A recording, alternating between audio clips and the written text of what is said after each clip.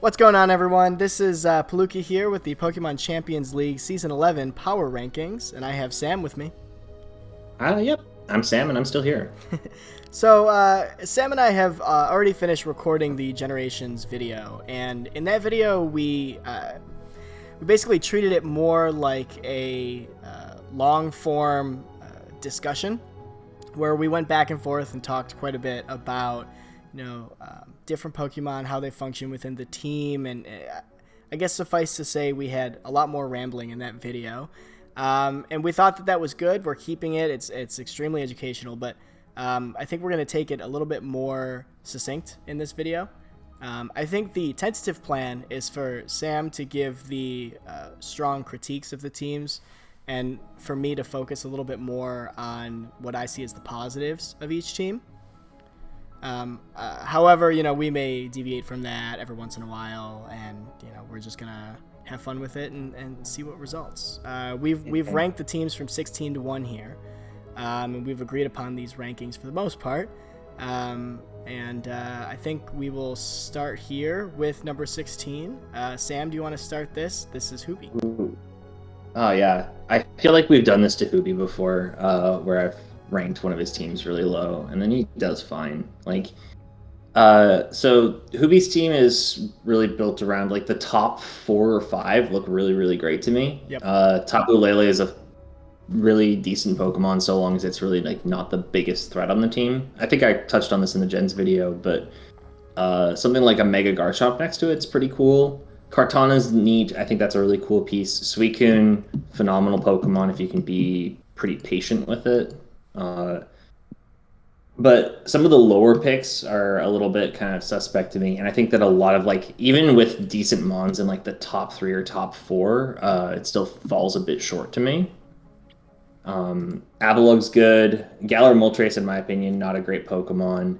And to me, this is kind of not this isn't uncommon with Hoobie teams, but synergy wise, or in terms of looking at this as a balanced team. You have things where the Ghost Resist is Galar Moltres, which doesn't have. Oh, and a Alolan Muck, which were double dark, by the way, which is a little bit strange. It's really on. It's also on Chandelure to be the team's Fairy Resist, because this the big glaring thing here is that there's one Steel type and it's a Kartana, and to quote Clutch on this one, Kartana's not a Steel. No, it really isn't. I mean, Mono Steel Kartana has almost never been a perfect strategy. I mean, it certainly can be done, but it makes you play aggressively. That said, as you mentioned, Hoobie does play very aggressively. He's probably one of the most offensively minded players in the PCL, and this team definitely reflects that. Not to say that Hoobie doesn't think about his defenses or his balance core, backbone while drafting, but he definitely has more of a mind toward his offensive breaking synergy more than he does his pivot synergy or his backbones, what can switch in on what, and what resists what on his team.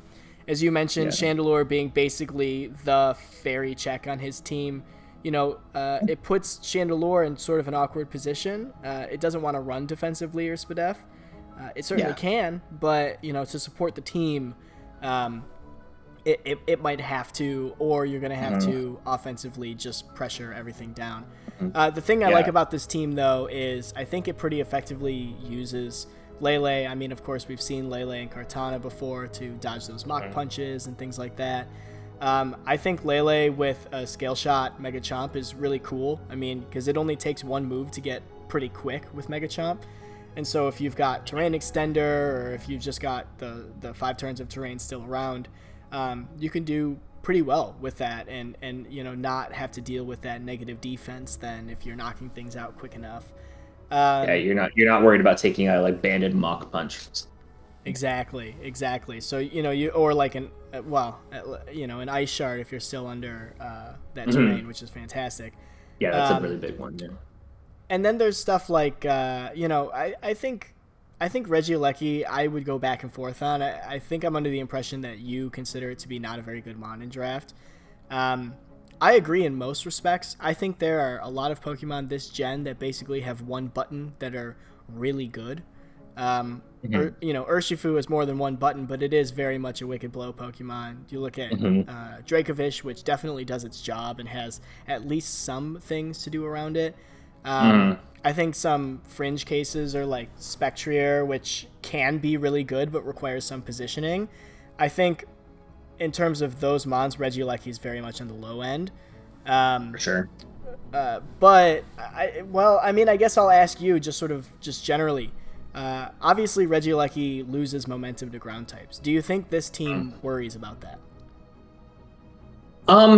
Maybe a little bit. I think that you have something like Suicune, which is not at all concerned with momentum. Like, it's not a momentum Pokemon. It's like it sits there and it, it's going to grab its boost. It's going to throw Toxic. It's going to do whatever you've built it to do. Right. And in a way, like, it gets momentum the same way that something like Subtoxic Salazzle gets momentum by forcing your opponent into like weird situations. But Regieleki, like, I don't know. It's like,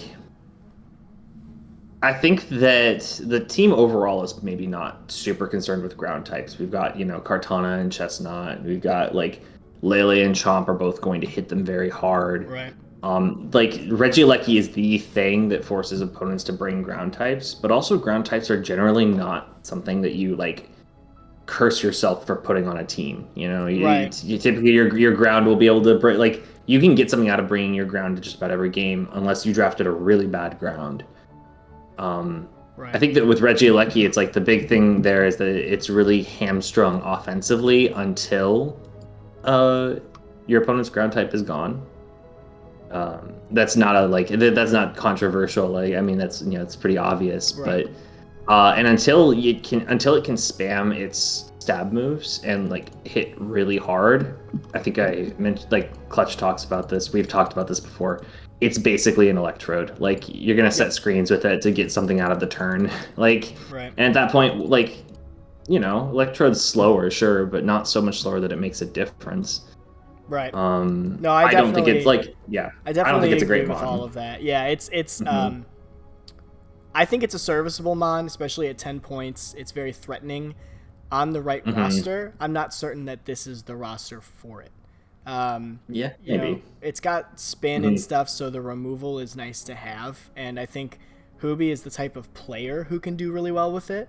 I think we just have to see how he uses it on this roster. Yeah. So let's move forward here to our 15th place, which is Faye with the Thanos Whale, or Whales. So I'm happy to start on this one. We've got a Tapu Koko, Tapu Fini, double Tapu Core, to the extent that you can call that one. Gliscor, Heatran. I love those two together. Mega Heracross is a fantastic Mega, and I think a really good one at 12 points. Celebi is a great mon. Haunter, so seems fun, but that's opened up a lot of stuff down low. I like Blissey a lot on teams now. Gastrodon is one of my favorites. I like a lot of the Pokemon on this team. I just don't know if the team functions that well altogether. I know you and I had some thoughts. Do you want to drop some thoughts that we discussed a few days ago, just to remind me where we landed here? So I think that something that stuck out to me is, like, there's a lot of good mons on the team. I mentioned in the Gens video, which again we recorded a couple days ago, that I've kind of come around a little bit on Fini. I think it's a better mon than I've given it credit for in the past.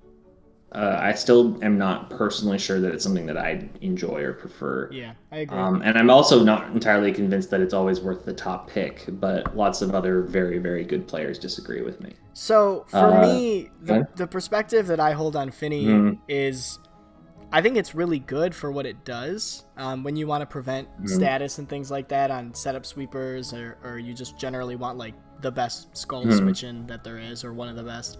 The problem for me is there's a lot of mons in draft particularly that don't function without the ability to click a mid-ground toxic or something like that. And so, sure, you're not going to have Misty Terrain up all the time because you have Electric Terrain there, and it runs out after 5 turns. But, things like Blissey is going to like to click Toxic or Thunder Wave. Gastrodon loves to do that. Heatran does that kind of stuff sometimes. Heatran would love Toxic. Yeah, Celebi would love Toxic. Celebi, or Thunderwave. Gliscor likes to do that at least occasionally when it's not running like offensive sets. So I don't know. I guess I just feel like Finny is like a cool mon that always feels a little bit awkward on most teams. And I hate to do that thing where I say like these two Pokemon love to run Toxic, therefore Finny bad. But I think there's a lot of Pokemon on this team that want to run those moves because they're a little bit more passive. If this team was like really, really offensive and then had Finny as part of its backbone, I don't think I would mind it there. Yeah. So beyond that, and like moving beyond that mon in particular, with this team, like there's good mons here. Coco, good mon. Gliscor, good mon. Heatran, good mon. Mega Heracross, really cool mid-pick mega, right? Like that's neat. Celebi, I think, has its uses. Like I played a season in OLT with it quite recently, and it's definitely a mon with its strengths and also its weaknesses. The low tiers lose me a lot. Guzzlord, like in a format where your dark is really important, Guzzlord is going to cost you games, like plain and simple. It's not a very it's low tiered for a very, very good reason, and it's just fundamentally that it's just not that good. And it's certainly not really like functional as a dark type over the course of a season, in my opinion. But then like things like the double normal, I mean, it's a 1-point Persian. That's just kind of a throwaway pick in my mind. Blissey's like cool. The ultimate thing that comes across to me here is that there's like a lot of decent mons on the team, but outside of like Mega Heracross and Coco, I'm not sure where you're going to pick up offensive momentum or how this is the time. Going back to your original point with like Finny, like as much as you don't want to harp on like, oh, they have Finny, therefore they can't run Toxic. Yeah, Finny can run its other ability, but like with a lot of these mons, the way that they can like really add to a team, like Heatran and Gliscor, like a team like this would almost look like semi-stall, if not for like the Coco and the Mega Heracross. It absolutely reads like semi-stall to me. And I'm comfortable with like hyper stall in draft. If you want to stall around until you have an option to set up and win, that's fine. But I agree with you. I think the offense here is a little bit to be desired. It had a thought here as well, is that I would have ranked this team like as much as I claim that I like Finny better, like something like Primarina in Finny's place, where all of a sudden you replace it with this like insane breaker that takes advantage of both of its stabs. That would have moved this team up 100%. Like 100%. Because all of a sudden your offense isn't like as lagging behind compared to like the kind of just general like balance bulk here. Well, I don't want to get too hung up on one like niche or role, but for me, swapping out Finny to something like Prim would be massive just because it lures grasses and it pivots, and so it gets in Heracross really well. That alone would have been value for me beyond having Finny there to prevent something like a burn on Heracross. So I don't know. I mean, that's just my personal take. I'll tell you what, the one thing that I really like about this team that scares me a lot is I think that Blissey is going to be really hard to break when you've got Gliscor and Coco. Those two, and Finny obviously, but like just Gliscor and Coco themselves as high tier options give Blissey a lot of room. Yeah, there's absolutely stacked fighting resists behind Blissey here. That's for sure. Because you like Gliscor, Mega Heracross, Celebi, Finny. Like, I mean, you can throw 5 fighting resists behind Blissey on this team if you want to. Right. I feel like somehow this team is oddly built around Blissey, and I don't hate that. I just wish we saw a little more offense. Sure. All right, I'm content with that. Yep. All right, so let's move on to Lip with the alcoholic Aloma Molas. Oh, yes. You want to start us out on this one? Oh yeah. So again, I think something that I said in the Gens video is that for the most part, every team is going to draft more than one good Pokemon, right? Like the top is going to look pretty good. And again, looking at the top here, like at first, I'm pretty excited by things like Galar Zapdos. I think is really, really cool. Oh yeah. It's very, very powerful. It of course has its drawbacks. No roost, as like I imagine most of you are familiar, and it tends to really run itself out pretty quick if it has to if it has to rely on clicking Brave Bird. Yeah. Right. But I mean, that's those are Halucha's stabs right there, coming off of a much bigger attack stat. It's powerful. Yep, Kyurem's a really shining Pokemon this gen. It's gotten a lot of time. They've got a lot of fun tools in the transition to Gen 8, of course. Right. Aegislash, also really, really good Pokemon. Those top three, I think, are really cool.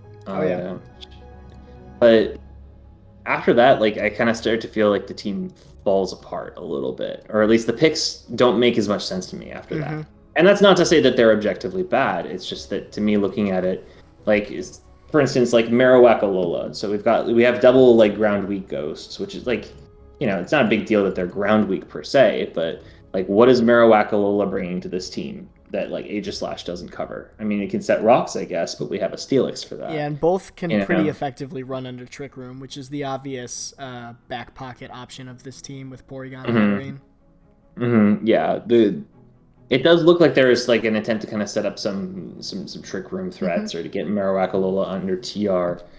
That's always going to be a little bit difficult. Positioning for Trick Room, I think, is something that is easier on paper than in practicality. I also think it's significantly easier on ladder than it is in draft, because when your team kind of speaks of, or in this case I think kind of shouts Trick Room, people are going to prep for it. Now, this may be this is an open question that I would like to know if you have an answer to, because I've thought about this before, but I've never really given it enough thought to have a salient answer here. If you're looking at a team like this and you prep to prevent Trick Room, what kind of things are you generally doing, and does that open up any other part of the team?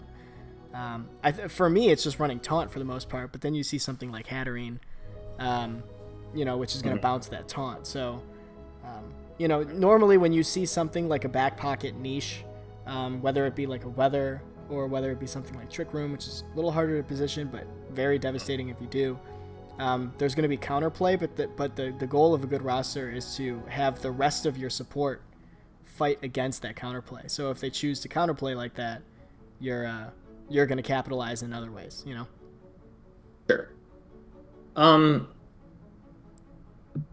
So, like, in short, your question is like, does the Trick Room option here force prep in a way that enables the rest of the team? Yeah, exactly. I think possibly.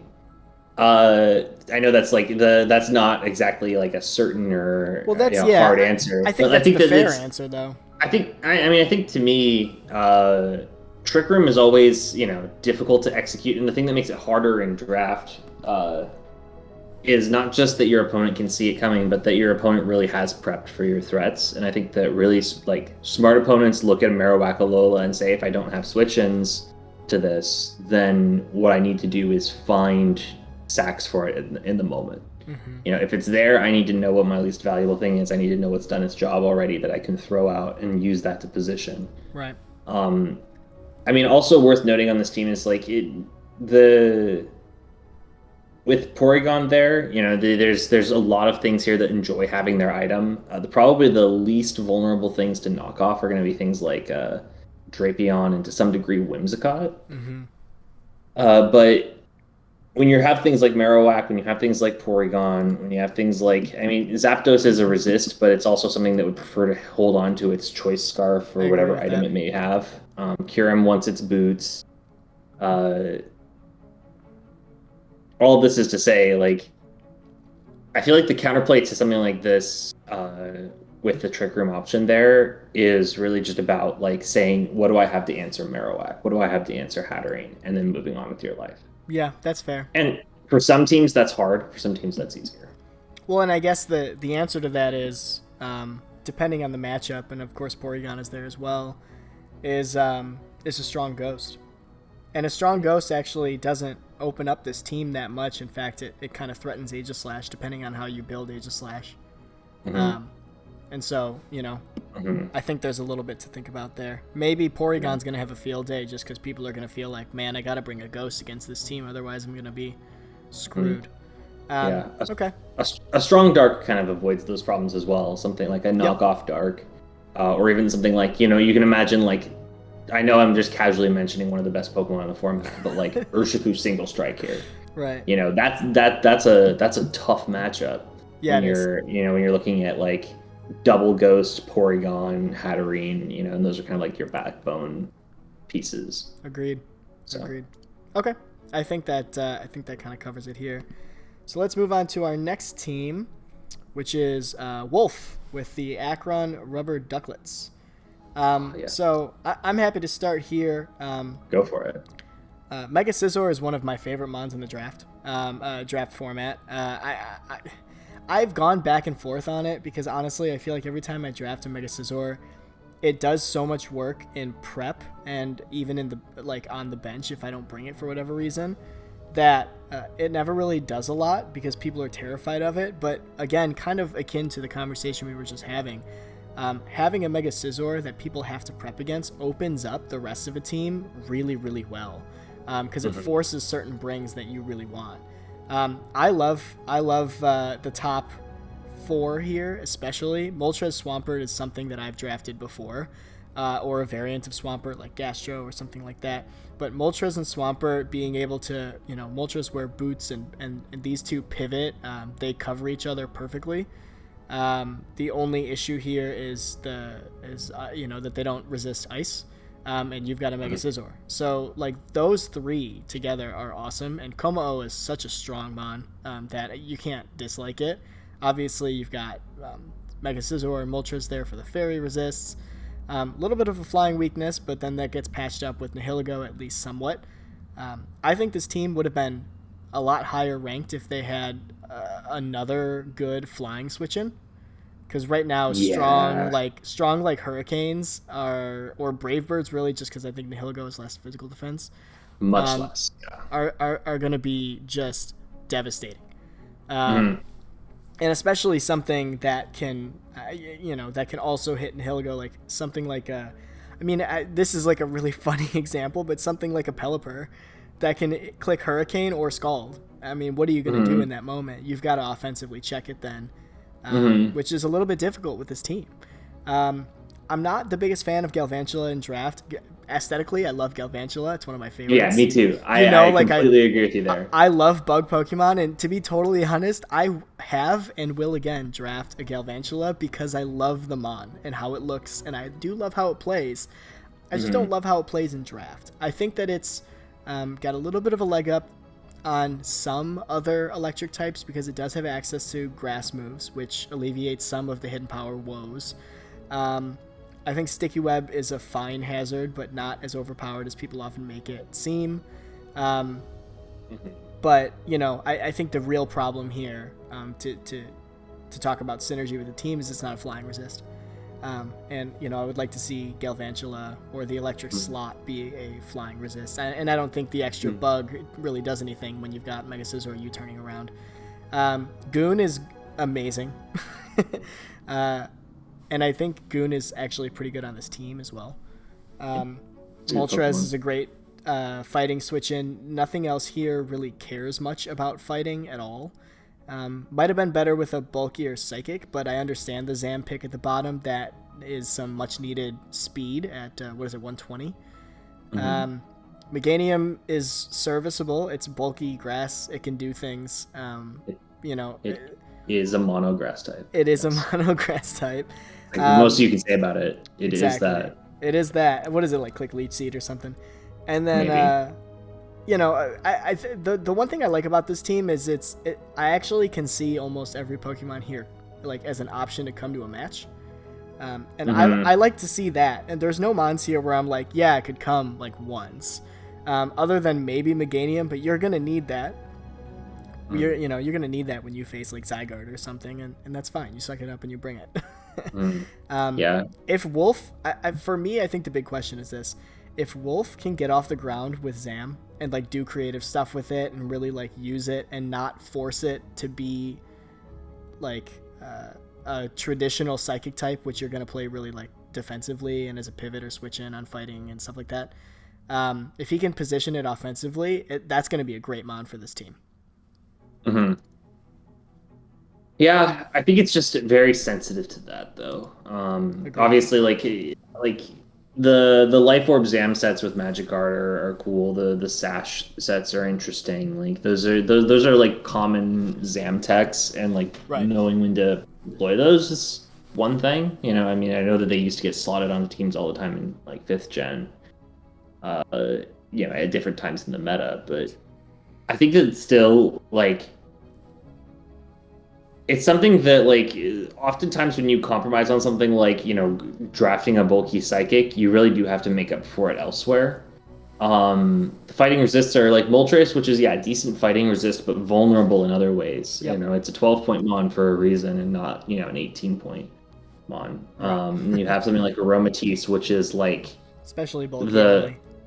yeah. It's like it's the world's most mediocre fairy. Like It's very. it's Yeah. I got to the end of my draft and I was like, oh, I forgot to put a fairy on this. I need something. What's going to be there? Like Right. Which no, which I'm not saying that's what happened, but like I just don't think it's like a very good mon. Yeah, it's a value fairy. It's a value pick Mhm, fairy. It's a low tier or lowish tier. And that's mhm. not like the worst thing in the world on a lot of teams. But well, I guess I'll say it's not the worst thing in the world on this team necessarily. But fairy is one of the best types in the game. I would Yeah. 100 times out of 100 rather have a really really good fairy, Mhm. if I can help it. Yeah. But sometimes you have. I mean, like I said, I think the top tier threats on this team are really really cool. Mhm. I will say, like, kind of to echo this because I do think it's important. One of the first things that I think people should think about when they draft Mega Scizor, especially Scizor Komao like that, is like, well, what are my flying resists? Because Scizor, for all its strength as a steel type, misses out on that key resistance, which is a big part of what makes steals good in draft. Yep. And people don't always realize that like really drafting like a good team is not necessarily about like it's about picking good Pokemon. It's about team synergies, but it's also about role filling. Hmm. And people don't always realize sometimes that by like sacrificing one thing, like in this case, drafting a steel that's not a flying resist, the flying resist role is really important for a team. Yep. And and with something like Nia Lego, it's like it's a flying resist on paper, but it's going to be 2-hit KO'd by some brave birds out there. Right. Like that's a fact. Yep. So like is that your consistent answer to birds? Probably not. I think the most classic example of that is people look at something like Moltres Swampert or like Corviknight Swampert, and they go, "Oh man, Mhm. like these cover each other perfectly. This is awesome. I'm totally gonna draft these together." And they get to the end of their draft and they realize that their water type and their steel or their fire type don't resist ice, and they never patch that up, and that's a huge Mhm. deal. And so synergistically, they're incredible, and I would totally Mhm. draft them together all the time. But you have to Mhm. find those holes and patch them before the end of the draft.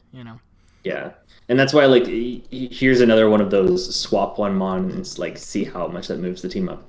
Let's take Moltres for a second and imagine replacing it with the Zapdos.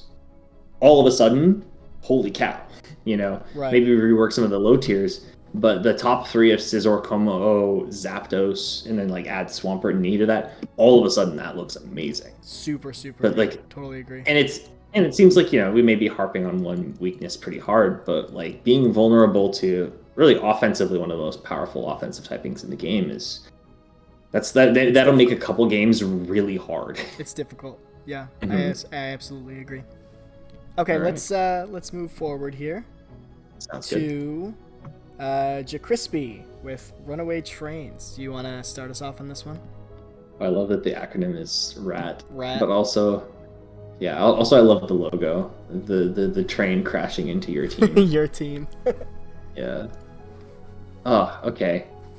So I generally like Gallade teams, and this is like not entirely an exception.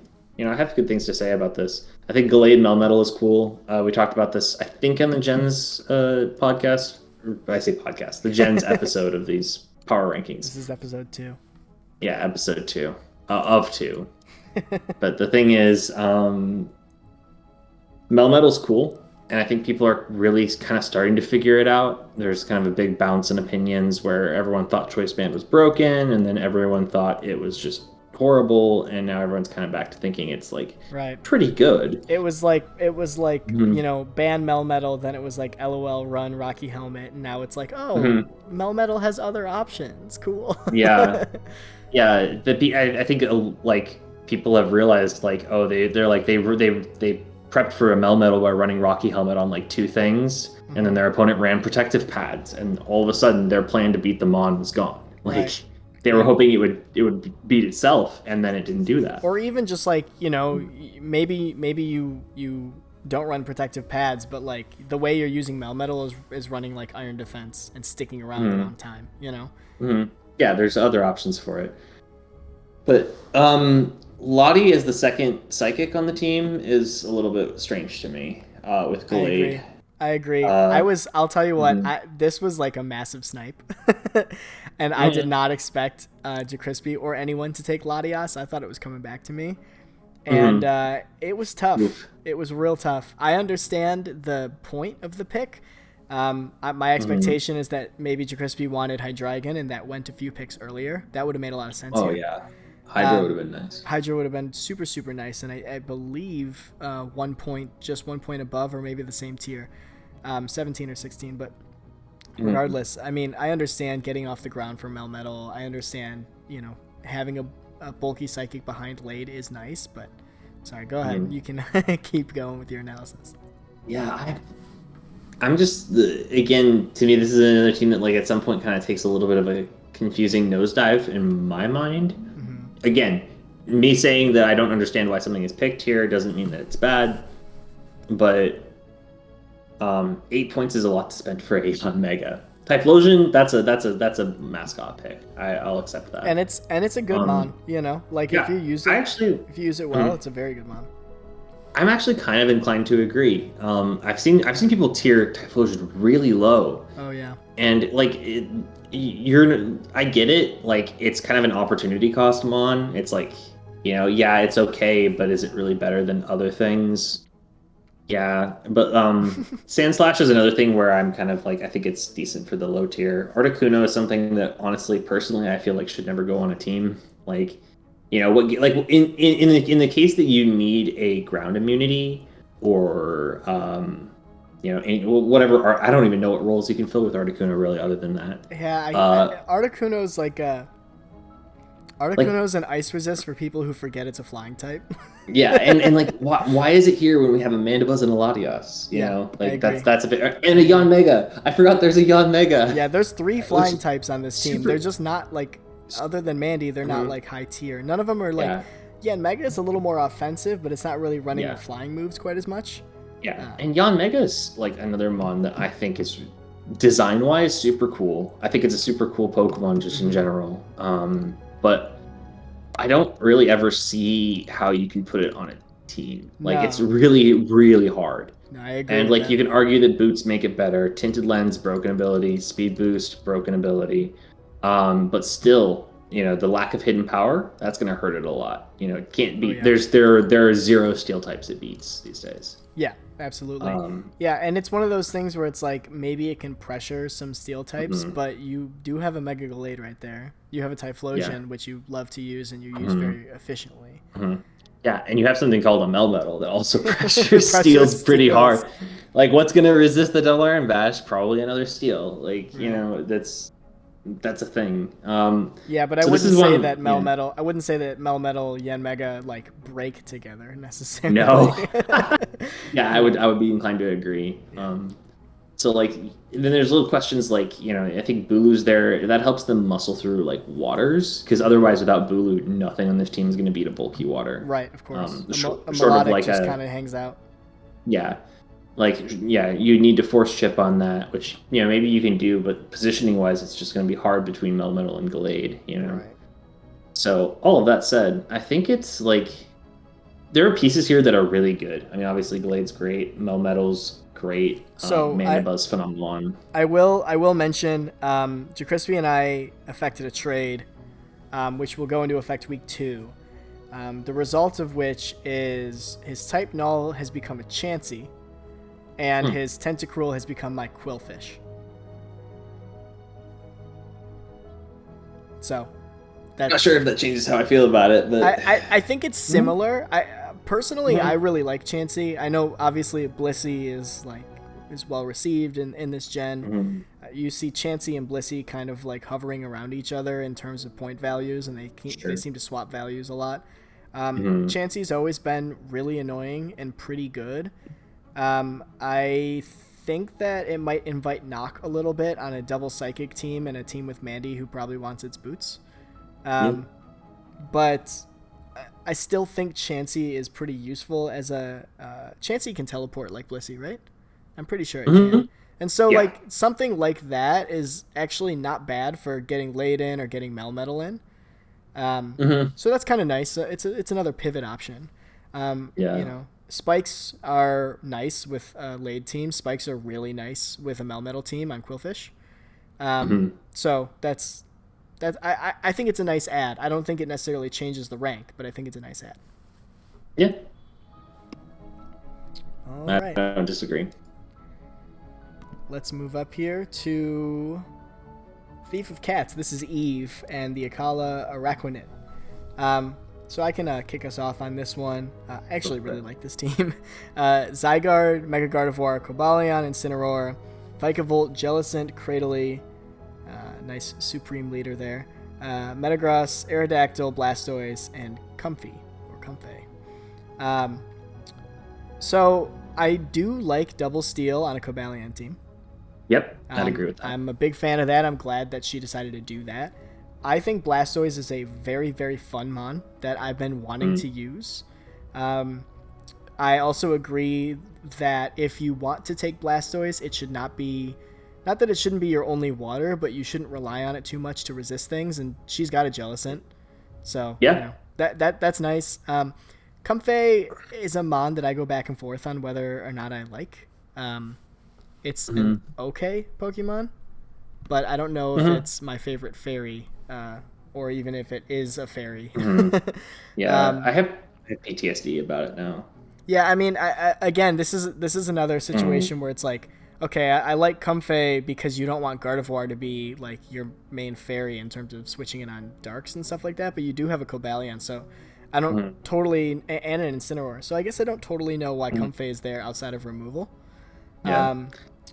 Vikavolt, again, we've mentioned these a few times, but like the bug Pokemon are just so well designed. They're so interesting. Vikavolt is absolutely that. I have used Vikavolt to 1v1 a Magearna on ladder. So I believe in the power of defensive Vikavolt or Spadef Vikavolt. Oh, yeah. Like a Spadef with boots or something with Roost. I mean, that's a really fun mon this gen. Love the pivot options with Cobalion and Incineroar. I think that's really cool. Zygarde teams are always going to be super, super threatening, and I think that she's covered up like the obvious ice weakness of Zygarde really well. I think there's just a few things here that don't really land for me. Like the team overall feels a little bit ground weak. And there's probably a few other things, but I'll pass it off to you. Yeah, I mean, you have Vikavolt and Arrow that are off the ground. I think that first off, like there's a couple things that to me here that seem like overpays. Vikavolt, great Pokemon. Of all the bug types that we've talked about today as like, oh, we love their designs, but they're not good. Like, I think that this is the one where you stopped and you just said, oh, I love the design, because it's a good Pokemon. Yeah, it is. But 10 points to me for a Vikavolt is pretty expensive. It's expensive. I agree. And then similarly, along the lines, Blastoise, great Pokemon this gen. I think Flip Turn's a great add to it. People talk about Shell Smash a fair bit, but I think people have kind of cooled on that. Flip Turn's really, really nice for it because it allows it to kind of get out where it previously could not. Right. But also, it's 12 points. And 12 points is a lot to pay for a second water. Agreed. You know, and then you go on to the Comfey. I mean, you talk about Comfey, Blastoise, and Vikavolt as being 3 Pokemon, taking up nearly, what would that be, a third of the budget? No, nearly a fourth of the budget. Nearly a fourth, yeah. And that's a lot to pay for things that really are kind of like backing something up or kind of second string. The big thing that I noticed on this team as well is that you mentioned that it's kind of ground weak. It's like, yeah, they've got Vikavolt and Aerodactyl, which are not the sturdiest things off the ground. Vikavolt's obviously pretty thick. Arrow's kind of, a little bit, it's not exactly bulky, we'll say. Right. But the other big thing is that something that comes along with that fact that there are 12 Mons on this team? No, 11, 11. sorry. 11, and just about all of them are grounded. There's no grounded poison here. Right. Right. And that's scary on a Zygarde team. Yep. Because first off, Zygarde loves having T-Spikes, and Zygarde hates having T-Spikes set on it. Yep. So, for a team like this, it's like the T-Spikes could be a really, really serious problem. And I think people doubt that sometimes because they feel like they don't see it that often. But like, if you do, it's going to be very, very hinged on you to remove. It's going to be very, very hinged on you to are you going to be sacrificing putting Toxic on your Blastoise in order to get the Rapid Spin off? To me, I think that there's a couple things that were really expensive here that kind of take up a lot of kind of equivalent cap space, so to speak.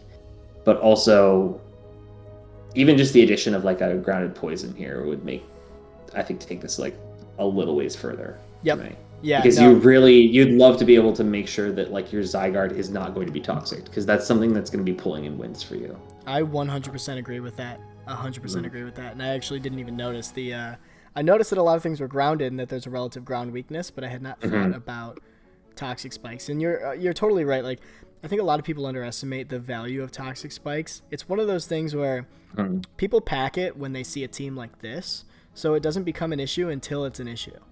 You're not going to see it every match, but when they're valuable and you see it, it's devastating. So definitely good comment. And I will say, there's I think this is entirely anecdotal, but in my impression, kind of watching games from leagues where people are kind of starting out or learning, there's a tendency sometimes in the draft format for players who are just figuring things out to overvalue webs and undervalue T-Spikes. And there are people who kind of get to this point or get to a spot where they're playing against kind of more competent opponents, but people who kind of know a little bit better what their game plan is, who draft more well-rounded teams. And for me, when I first played, it took a while before I really respected T-Spikes as more than a niche hazard, because I was just it's just I feel like nobody has them, I feel like nobody brings them. But then you realize they end games on their own. Right. Sometimes a set of T-Spikes going up is it's the game. Mm-hmm. Oh, 100%. I totally agree with you. Yeah. All right, cool. Let's push forward onto Queen's team, the Mad Hatterians. You want to kick us off on this one? Ooh. Yeah. Oh man, this is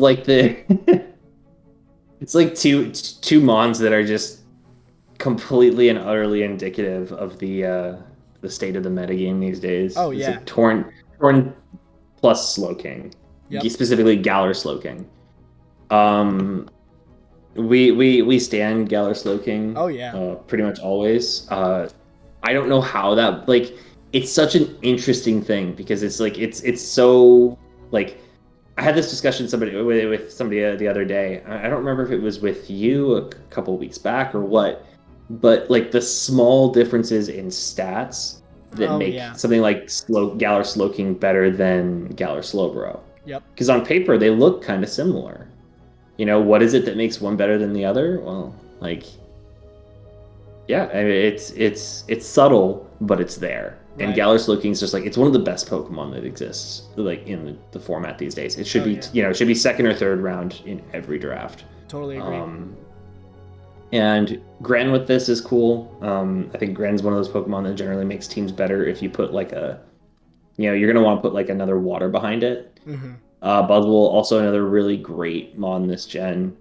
Something that even here I'd argue that it's kind of Galar Slowking and Buzzwole for both 13. That's phenomenal value. Oh yeah. I think both of I would consider paying 14 or 15 for 15 might be a bit much, but I'd think about it there. I agree. I think both could be 14-point Mons very easily. Mm-hmm. Yeah. After that, I'm not as keen on things like Alomomola. I think we talked about this last, again, I'm gonna say this over and over again, but this came up in the Gens video when we talked about Alomomola, but it's like it's a hard mon to not lose a lot of momentum on. Right. Because it only gets so many turns in, and you need to use them effectively. Stunfisk is a pretty suspect. I love Stunfisk for the points that it is. For the points that it is, yeah, but also as your ground behind Torn. Right. Like that's my issue. Totally agree. Yeah. Totally agree. And so yeah, it's still a Stunfisk chief, you know. It's like right. And then also like it's not a great mon on its own. It's and putting a good ground behind Torn is pretty important for the rock resist, obviously the electric immunity.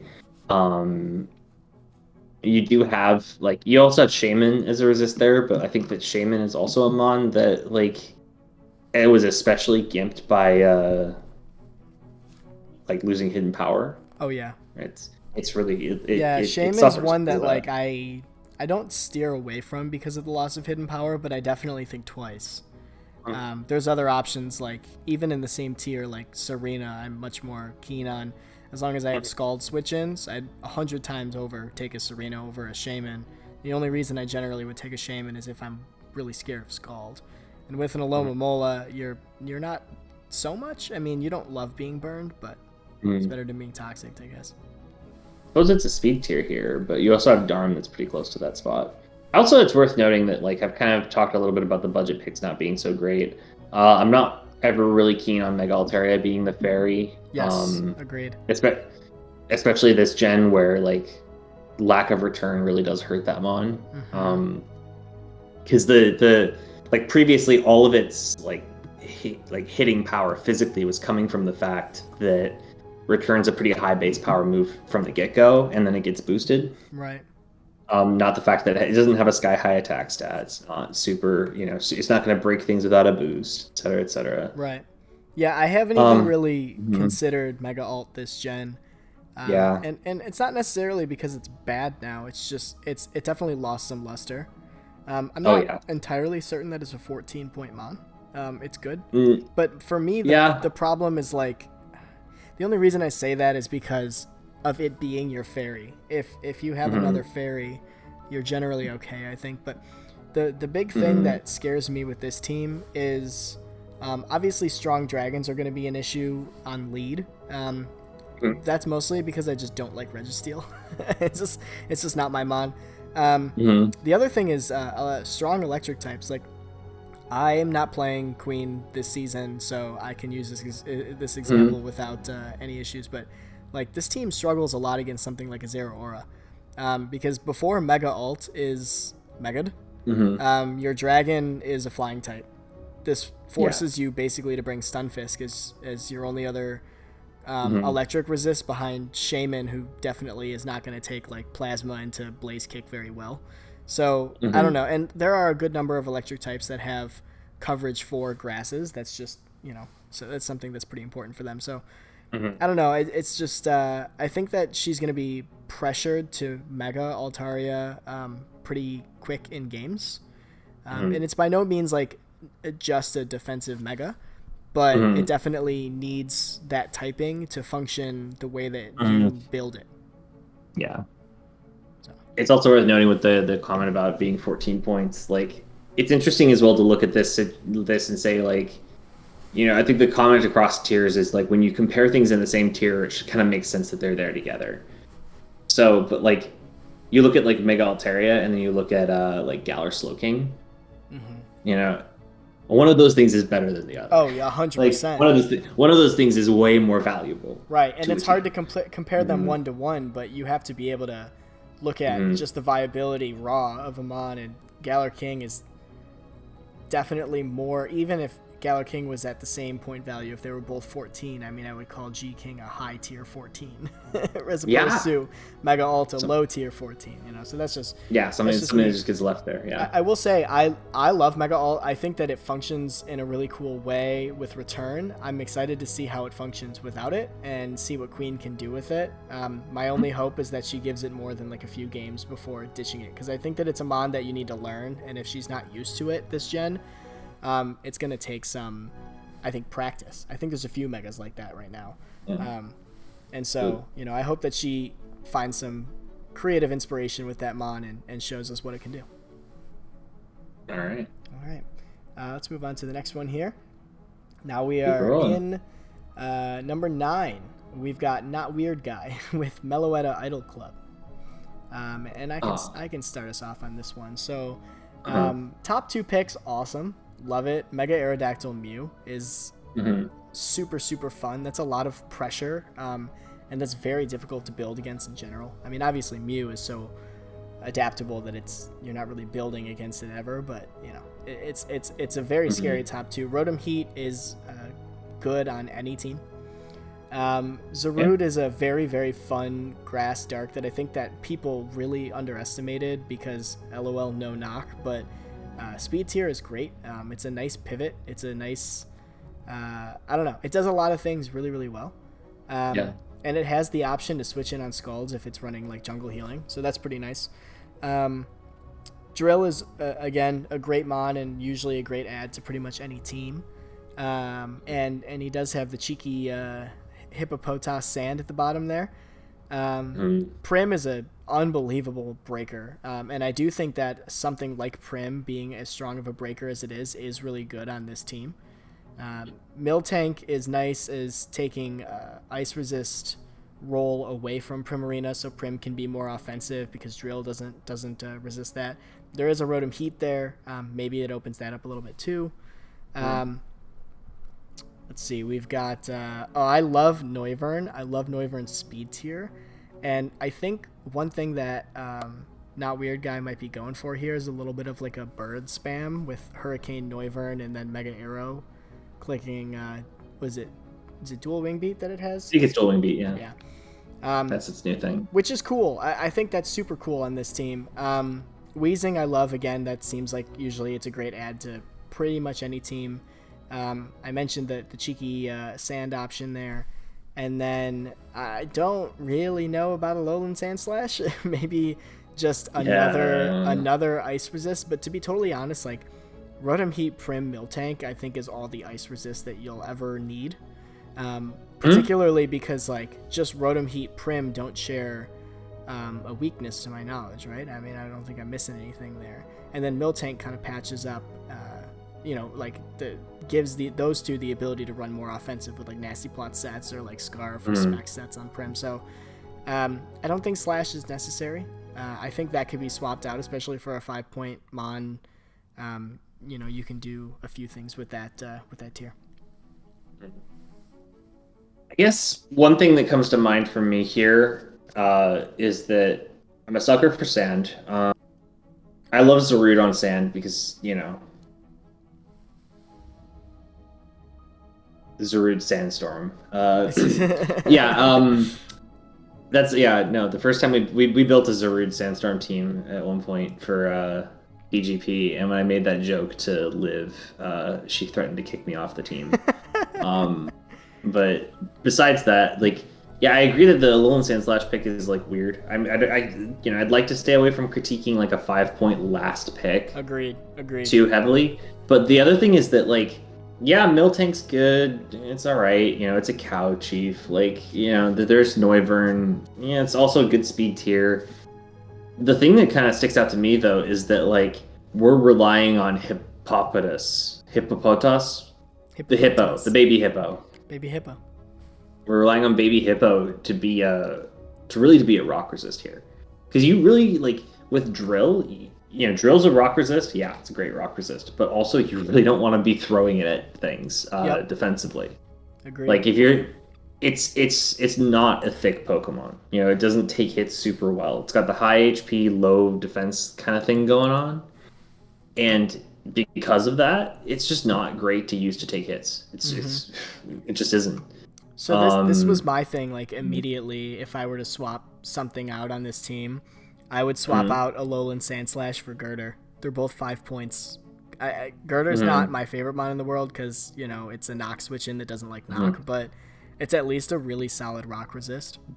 Low tier fighting, and I think fighting types, like bulky fighting types, are really nice on sand in general. I would agree with that. I think that if you were going to make a bigger set of transactions here, one thing you could do would be going from having this here the way it is, taking out things like Miltank and Noivern, which are not bad picks, but like I'm not personally keen on. Noivern, like I might like a little bit more if there wasn't already like a Mega Arrow there. Right. And Miltank, I think you can also get a pretty good budget normal. Probably not one that's going to set rocks and have recovery. Alislash could be like Kecleon or something like there's low tier. And so if you take something like that and then upgrade the baby hippo to like the big like large father hippo, real big boy hippo. Yeah, the team looks nice. It's like you've got it's like you might be worried about an ice resist or something, but Rotom will do that pretty well for you. Prim will do that pretty well for you, and you can always look to kind of like get a low tier ad that helps with that as well. Yep. And also Mew is just generally going to do pretty well for that as well. Agreed. I also love Weezing on just about any team, but this one here as well. Weezing I think is like probably like the best budget poison in existence. Maybe next to something like it's like Weezing and Garbodor are both really, really great. And I think that like putting something like this on the team, like with Drill as like another there's a lot of things that are off the ground on the team, but like, ground immunities behind Drill are always appreciated, especially in something like this. Yeah, I think I love Weezing. I think the one thing I like about this team, and probably the reason it's in the top 10, is I don't really think it forces Mew into like a defensive role, and a big part of that is Weezing. Yeah. And Weezing will come to games. And you've got, you've got another flying type behind Arrow that actually does resist fighting. You've got Prim that's there to threaten those fighting types. And obviously, Mew being forced into a defensive role or a defogger role isn't the only problem that you can have forcing Mew somewhere, but those are probably the most common ones. And so it's just nice to see that that's not as much of an issue for this team. Quick side note before we move on. I saw the greatest Mew set I've ever seen in my life. Rock Defog, U-Turn, Roost. Because we want to be able to set our own rocks, remove them for our opponent, heal ourselves up, and then click the U-Turn button because it's everybody's favorite button. It was like, I loved it so much seeing it in game. Like, I was just staring at the glory of this Mew set that does absolutely nothing. Literally nothing. It works against itself. It works against itself. It's like it's again that kind of whole thing of like people don't always understand why a Pokemon is good, or like why it should be there on their team, or what it should be doing for them. Right. If you were building another Pokemon and all it did was set rocks, heal, and leave, and then remove those rocks sometimes. Yeah. Like if it wasn't a Mew, you would be like, what am I doing? Yeah. But with Mew, people are kind of inclined to be like, oh, it can do so much, and then it has it like accidentally have it do something that's just completely like counter to what they want it to do. Yes. It's totally incredible. Totally agree. And contrary to what a lot of people think, Mew is not guaranteed rocks with that kind of set. It can be guaranteed rocks.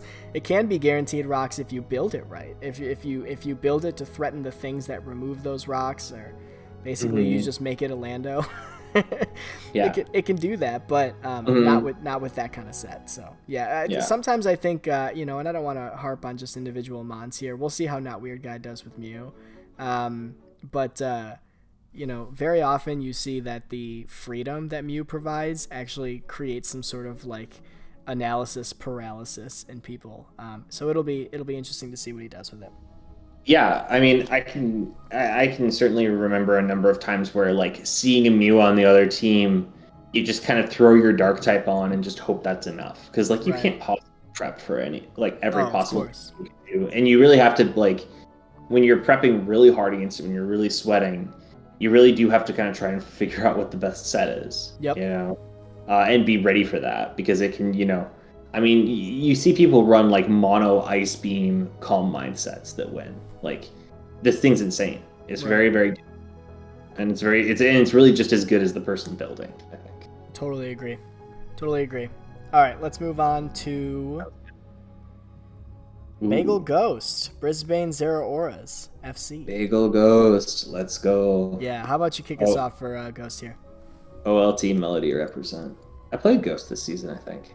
It was early on, or was that the opposite? I don't know. Anyways, oh yeah, there's a Speed Boost Blaziken. That's crazy. This is what I think is hilarious. Is it's very similar to the Gens team, which I think also has Blaziken, Zapdos, Mega Aggron. I think also. Yes, I think you're right. And I think also there I was kind of like, why is there a Mega Aggron? I don't personally get it. And it seemed a little bit early for the Mega Aggron. Yeah, I think this one does it a little better. But yeah, I wouldn't disagree with that. Yeah. I do, again, we're getting into the teams where like I do feel like I have good things to say. Right. They're like I'm not immediately jumping to critiques where with some teams I'm like, oh, I don't really like the synergy of this. Like this gets into the spot where I kind of do care. This is where it starts getting hard to rank for sure. Yeah, harder for sure. So there's a couple good things I see here are like I love the Zapdos behind the Blaziken. I love that on the Gens team as well. Although I think I had more critiques of that team than I did of this one. Latios, the third round, that's pretty neat. Mm-hmm. Pex on this team, I don't mind it. Like you get Pex and Aggron, both both ground weak mons, but also you have Zapdos and Lati, and Zap is just a phenomenal piece. Right. For in terms of just being like a ground immunity. Aggron, yeah, you said you thought that it was a little bit better here than like on the other spot. Like, what do you like about Mega Aggron in this situation?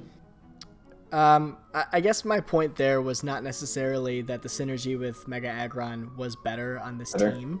It was that this team felt more synergistic overall, despite the Aggron. And it's not that Aggron is a bad pick. Mm-hmm. I just think that the team overall feels, and I mean we have it ranked higher. That's not surprising, but the team overall feels like it does a little bit better as a squad.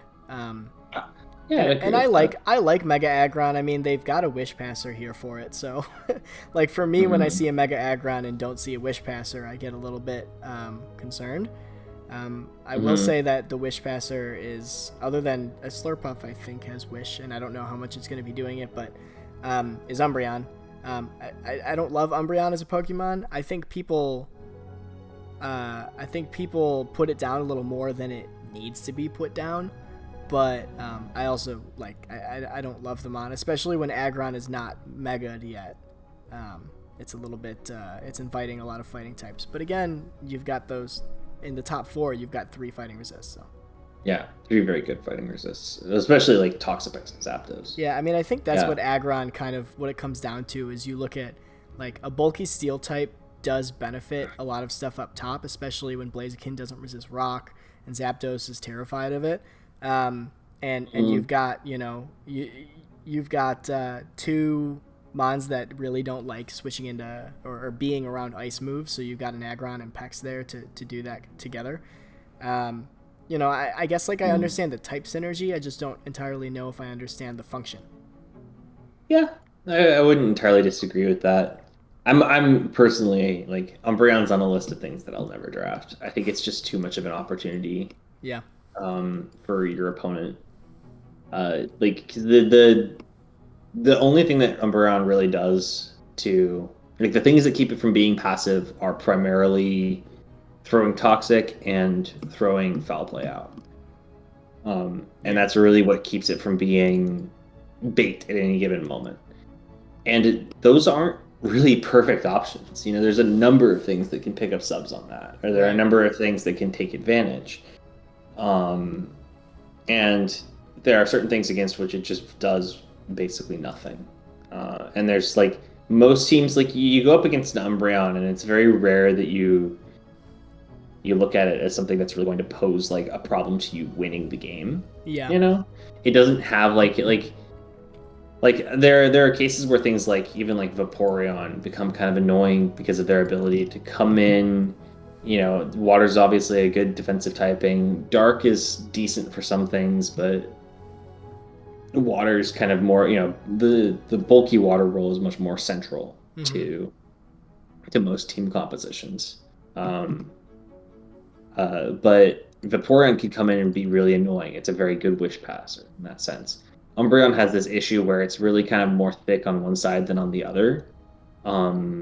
Whereas like Vaporeon like is much more naturally, especially bulky, but if you invest in its Phys Def, its HP stat is high enough that it really becomes very very fat on both sides. Umbreon doesn't always get there, and it's always going to, and even if you invest in its physical defense, it's really rarely going to take like a solid fighting hit from a good fighting type. Right.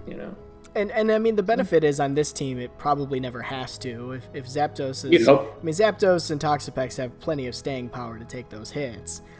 Yeah. You may find yourself in a position where you're kind of just constantly switching into resists. And that's part of the problem with Umbreon is that you often lose momentum, even though it is a baton pass mon. But, I don't know. I mean, for me, like... I have considered Umbreon. I probably would draft Umbreon, but it has to be on the right team. And I don't necessarily think this is the wrong team. I mean, I think something like Zapdos is really useful for it to be there. I think for me, I would probably never draft Umbreon unless I had a really strong... something I could see drafting Umbreon with is like Dragapult, because it doesn't care about your subs. Like that kind of thing I can understand, and then it's a nice bulky dark type, but otherwise I don't know. Mudsdale I really like. I think that Mudsdale can be used it can be used extremely effectively as a ground type. It's got body press, which is like just fantastic on those stats. Inteleon is a really fun pick. It's clearly there for the speed tier, but I think that it can be really useful. Regigigas, I think we talked about in the Gens video. It's good now. It's probably better now than it used to be, and I think that it's had some success in other leagues that have kind of opened people's eyes to it. Yeah, I think I mentioned it in that one as well. The Gregulator Regigigas replay from DPL. From DPL, yeah. No, absolutely, that's right. And again, I mean, I think this is one of those things where wish passing around with Regigigas isn't like the worst thing in the world, because most of the time what it does is it just exists as a fat mon that clicks Thunderwave and Knock, if you can get it going, it's terrifying, but you don't even really need to get it going for it to be an effective bulky normal type at 3 points. So I think it's a great pick. Thwackey to me always feels like a meme. But I'm sure for some people it's useful. I mean, it's there. It probably has some favorable roles. It does stuff. But and I don't necessarily think that this team is struggling to get a decent grass type with Zapdos, Latios up top. So yeah, I think that I'd agree with all of that. Okay, so let's move on to number 7 here. This is Slipped. I don't know if this is Slipped AR or Slipped R or how this is, but Slipped with Rasaka Roserades. Cool. Do you want to kick us off on this? I love the top 3 actually. Yeah, all good Pokemon. I think that the list keeps going for a while of things that I like, and like Silvally, I think is a really good Pokemon. Good value at 13. I think that's actually about right for it. Yeah. Any more, and it starts to get a little bit pricey for what it is. I think that the scariest point of this for me is like the regular Scizor is not great, but still the top 3 are phenomenal. Yeah. Polt is a very, very good Pokemon. That is a non-controversial statement. That is a true fact. Yeah, I think most people would agree that Polt's pretty good in draft. It's all right, Terrakion next to it. Fantastic. It's interesting to me that Terrakion has I feel like it's one of these things that it benefited from Z moves in Gen 7. but it's still seen a lot of play in Gen 8 to good success I because it's think just so strong anyway. I think it's seeing a lot of play because people are valuing Ghost so highly with the loss of Pursuit. And people Yeah. are like, oh, good Ghost types. What goes with that? Good fighting types. And they Yeah, look you at gotta Terrakion. yeah, you've gotta bust up darks to normals. Yep. And it's a fantastic dark switch in with Justified as a Yeah, resist. it's really Which, of good. course, is Yeah. fantastic behind something like Gardevoir that doesn't resist it. Um, Mhm. I do think that Silvally is going to be running something to resist Rock pretty often because you don't want Terrakion taking every move when Scizor doesn't resist. And I also think that I saw another. Yeah, the rock resist on the team is Torterra, isn't it? Yes, it is. Mm-hmm. The Rock resist is Torterra, and there was another type concern that I had here. It might have been It might have been fighting just because of the consolidation on Gardevoir. But I mean, you do have a Pult there, which is so fast it can run some HP like pretty much every week. But I saw like the Rhyme and the Crabominable and the Skuntank and all these different things that weren't resisting fighting. So. But again, another thing is like when you have a steel that has a secondary typing that loses its certain resistances, you know, in Scissor's case, like it's neutral or rock, and Scizor is not a Mega Scizor, right? Like, another factual statement in this analysis. Yep, they play very differently. Yeah, they play very differently, and Mega Scizor can take hits that regular Scizor absolutely cannot. Totally cannot. Yeah, you can't play Scizor like a Mega Scizor. I've learned that a few times over again. I mean, we talk about like Scizor being like, regular Scizor, like there are neutral hits that will easily 2 KO it, neutral physical hits even. We talk about like banded rock moves or banded brave birds, and that's another thing, by the way. Rotom Wash is the flying resist here, which isn't the worst. That's what I was concerned about was flying. That's right. Yeah, I mean, but Rotom Wash is a valid flying resist, but Rotom Wash also, like, its weakness is that it does so much that it often gets pressured. Yeah, you always worry when Rotom is like your mono resist to something, because especially something that can kind of come in over and over again. If you're talking about like, if you're up against like for example, like a Tornadus, all of a sudden Rotom Wash has this immense pressure on it to take hurricanes. And with a Tornadus, like often that means you're going to be knocked off. You're not going to have your leftovers, Like there's all sorts of bad things that can happen out of just it being the only option, because it's really, as a Pokemon, prone to being overpressured when too much is asked of it. This is sort of a silly critique, but it's one that like I know that I have a knee-jerk reaction about. And it's I get really frustrated when Rotom Wash feels like effectively the best or only defogger on a team. So Valley does it, Scizor does it, but in my experience, Scizor hates clicking it because it wants momentum, or it wants to set up a quick bullet punch, or it's banded pretty often.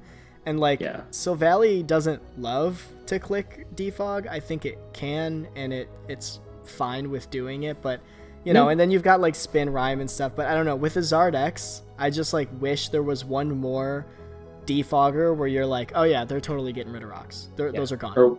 One more removal option. And I will say Silvally can build to effectively get, like if your opponent has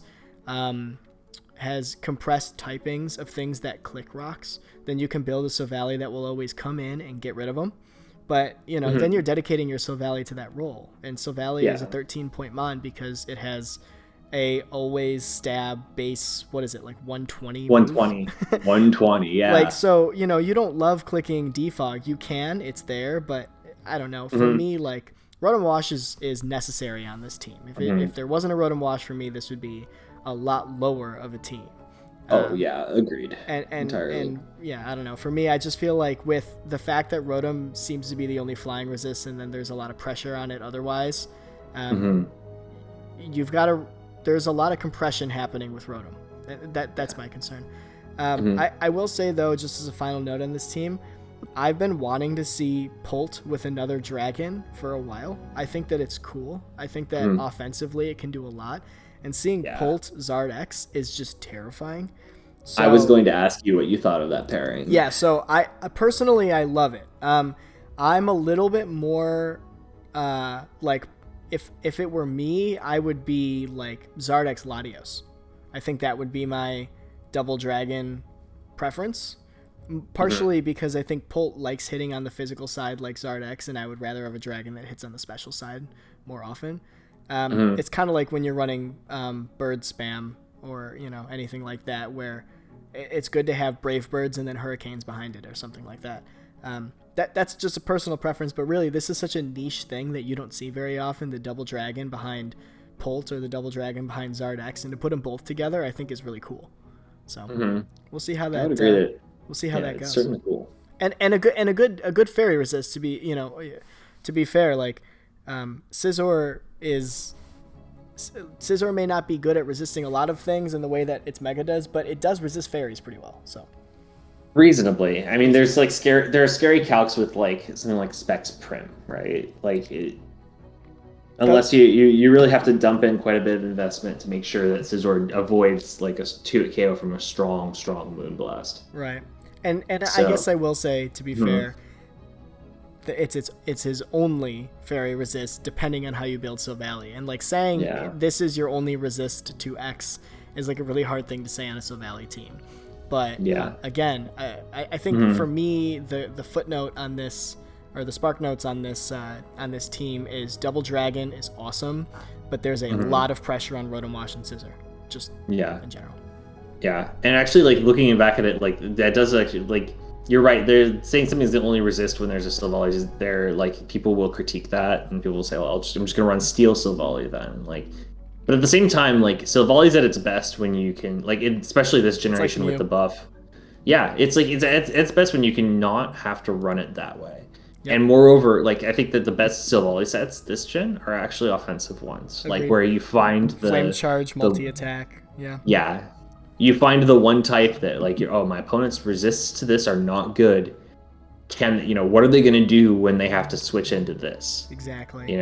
I mean that's a phenomenal like bad choice that you can make your opponent make, and missing out on that is huge.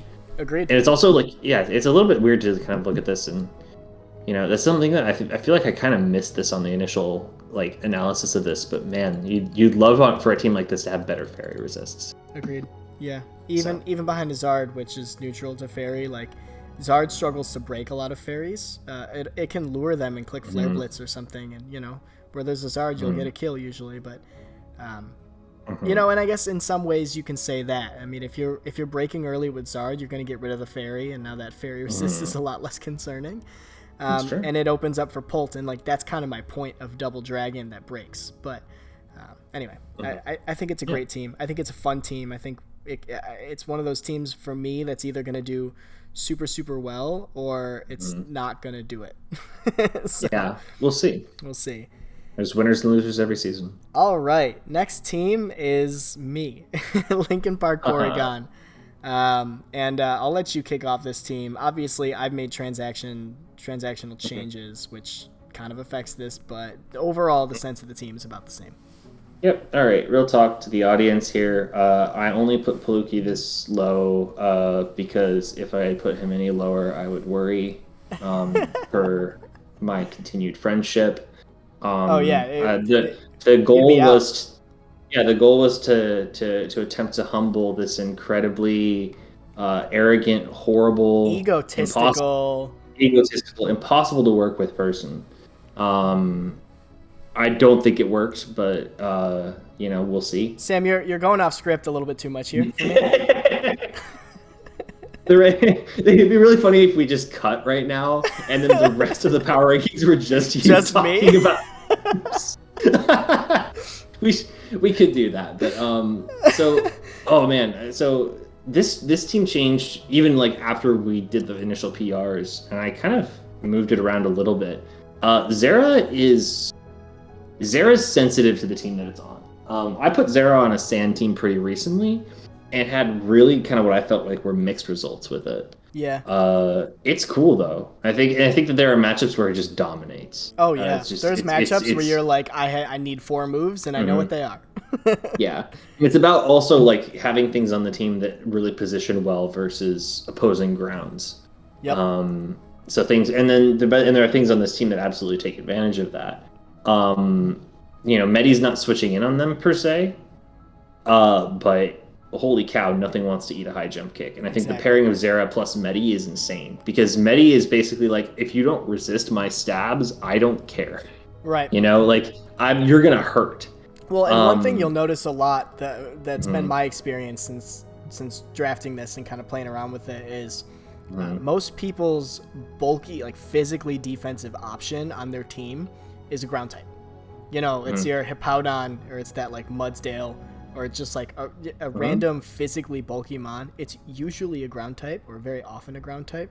And, when it's not, it's like a grass and poison type or something that doesn't want to take Medi. So, or it's like a Slowbro, which, then again, I have a 0-4. So, I find that Medi actually lures and chips or knocks out pretty well for Zera. Yeah, I actually really like that pairing because Zera's like the thing this gen that hurts Zera is that it just doesn't hit quite hard enough to break through there's always one or two things that will stand in its way. Yep. And in Gen 7 it had Z moves. Here, in this gen it's much harder for it to really break, even with like a bulk upset. Medi has never had that problem. Frankly, never will. No. But then, like, I think that the Celesteela here as like a third to that is really neat. Again, something that really does take advantage of grounds for the most part. Uses them as a chance to get Leech Seed off or a chance to do whatever it may feel like doing. And then the rest of the team is like there's other pieces that I really like here. I think we've talked a little bit about I think the fairies are much more to your preference than mine. Like Sylveon. Which is, of course, now become a Florges. It was now a Florges. Yeah. We talked a little bit before the start of the recording about how you felt about Superior on the team, and I think that as something that again gains a lot from coming in on ground types, the best thing it can do, in my opinion, is to spam Glare. Yep. And it can do that well. It's phenomenal. I'd say the previous to the transactions, and I'm ranking the team based on what's in the doc right now. It's worth noting for the listeners, this ranking is based on the team that's currently in the document, not the one that will take effect in week 2. I was a little bit suspect of mono defog Superior. Yep. Superior is the only removal, and that's why I made the transaction. That's totally fine. Sending Sylveon and Quillfish out and getting Florges and Tentacruel in return, I actually really like that. I think Tentacruel is a really, really cool mon. Oh, it's great. And I think that on a team like this, it makes a lot of sense because again, we've got Selly and Serp as these kind of nice ground checks for the most part. Mid-tier grounds are not going to beat either of those particularly well. Right. And there's a lot of pieces here that I like. Dredagon is something that I just spam on teams. Regular Porygon is a 1-point mon that can actually do stuff. Yep. 1-point Magmar, not bad. It is a fire type. It is a fire type. Yeah. Mm-hmm. And then there's all that happens without really mentioning the Spectrier. Of course, yeah. And Spec's a little bit interesting here because typically you pair Spec with really, really strong dark breakers and dark switch-ins and things. And you kind of have those divided up a little bit differently on this team, but Medi still scares most dark types. At least certainly the ones that aren't faster than it. It scares immediately. And you definitely have options here, I think, to break things up for Spec. But also just I think that Spectrier does force prep. I mean, that's just that's just what it is, yeah. People have to do it, and it's not to say that it's worth it for that alone, but it does force prep. Yep, it forces prep, and it more than anything, not even just kits on or sets on mons, but it forces brings.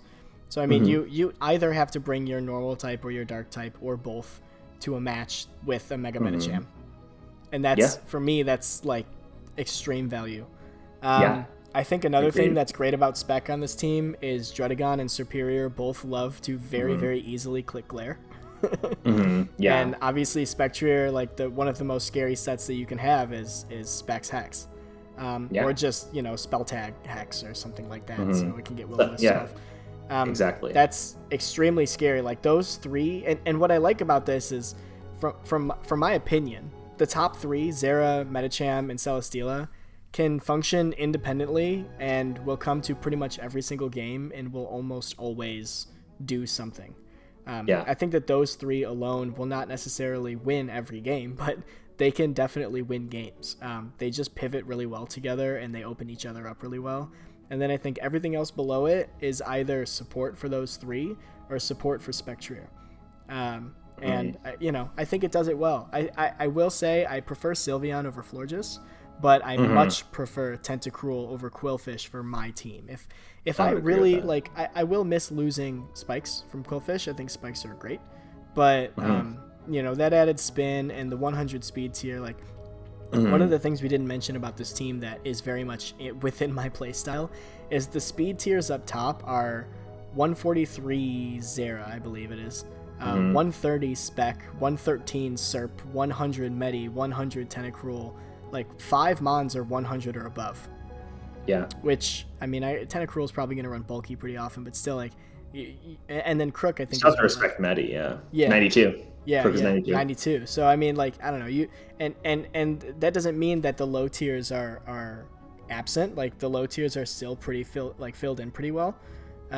So and Magmar, which I think is 93 speed or something. But it's so good, man. It's so good. It's my way of not losing to Volcarona or something. But this is a great team. I think it's going to be a fun team. I think 6 is fair for it. I think adding Tentacruel could have pushed it up a little bit, but I don't know if it would have pushed it up a spot or it just made us feel better about the 6. Yeah. Cool. All right. Let's move on to Luffy. Luffy's team is awesome. Dio Speed, crazy mon.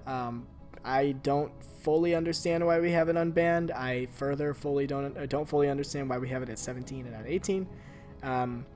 It's really good. It's got amazing tech. It's got amazing coverage options. It can pretty much always run HP because no speed, Deoxys speed outpaces base 130s, which is just dumb. Lando Pharaoh is a really good backbone that pivots around really easily and chips you down with Leech Seed or Helmet and stuff like that, and Iron Barbs. And also is very effective at removing hazards, which is nice. So you got Spike Stack for things like Lopunny and Dio Speed, and then you've also got, if you're really on the back foot, you can remove rocks pretty effectively with Lando, which is nice. I think Mega Lopunny is still really good this gen. I know that we talked about that in the gens video, but suffice to say, I think that its ability to hit Psychics, and it's really only hard checked by Fairy types now pretty effectively, is fine on a team like this. We talked about Vaporeon. It's one of those could be passive mons that actually doesn't end up being as passive as you might otherwise think. Clicking Scald is very effective. Obviously, pivoting around is nice, and it doesn't lose as much momentum as it might. And Water Absorb is always just a really nice ability. Galar Weezing, I don't quite like it as much as actual Weezing, which is kind of funny because normally adding a Fairy type would make a mon exponentially better. But I think it's really good. I've drafted it. It's fun. I think that neutralizing gas, is that the ability, is cool. It can definitely put down some mons. One thing that I definitely have thought about is Mawile. I think I ran it against. It maybe isn't going to be checking something like Medi, which still is going to hit it with a Zen Headbutt, but nullifying some abilities are definitely a big deal. Budget Hail is something that I'll let you talk about. Grimmsnarl as a secondary fairy is kind of interesting. I think really Grimmsnarl is functioning as a dark type here, and I think that that's fine. I think screens behind Dio Speed is actually really nice. Because that thing wants to set up. Like, you set up a Calm Mind with a max HP Dio speed that's already outpacing your whole opponent's team and doesn't die to something like a Mach Punch. You're doing well. I think Charizard is a nice low tier pick. I think it's pretty effective this gen. Boots, Scorching Sands, 100 is a solid speed tier. All of that is great for Charizard. Budget little fairy resist as well is kind of neat. Absolutely. It's a fairy resist that gets recovery. That's kind of cool. Yeah, and it's a fairy resist that doesn't share a weakness with Ferrothorn, which is I think that's always an important thing. That your 2 checks to any individual type don't share weakness themselves. That's how people die to Edgequake and things like that. And then Sliggoo, budget dragon type. It's honestly probably a pretty fun Eviolite mon. I haven't looked at its stats. I haven't looked at its tech. But are we talking about Sliggoo? We're talking about Sliggoo. We're actually talking about it. Oh, it's there, man. I'm gonna point at it. Okay, fine. I'll let you all take over here. I guess you wanted me to talk about Budget Hail, right? I think Budget Hail is what is needed to be discussed on this team because everything is good. I don't think anything needs a critique. I think the top 5 particularly function really well together, maybe top 6. And I think the low tiers minus maybe Sliggoo, but it's a 1-point mon, are like, well, even Grimmsnarl's not a low tier, but I think the other mons are good.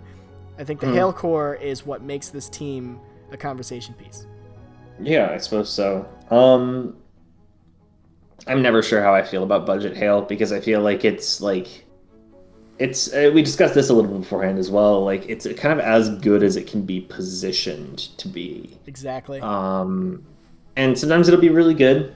Other times, the pieces are in place for it to be denied. Something that I think about a lot with these cores, specifically like these weather cores, where it's like 2 Pokemon that takes up a third of your team on any given week if you're bringing it, right? Right.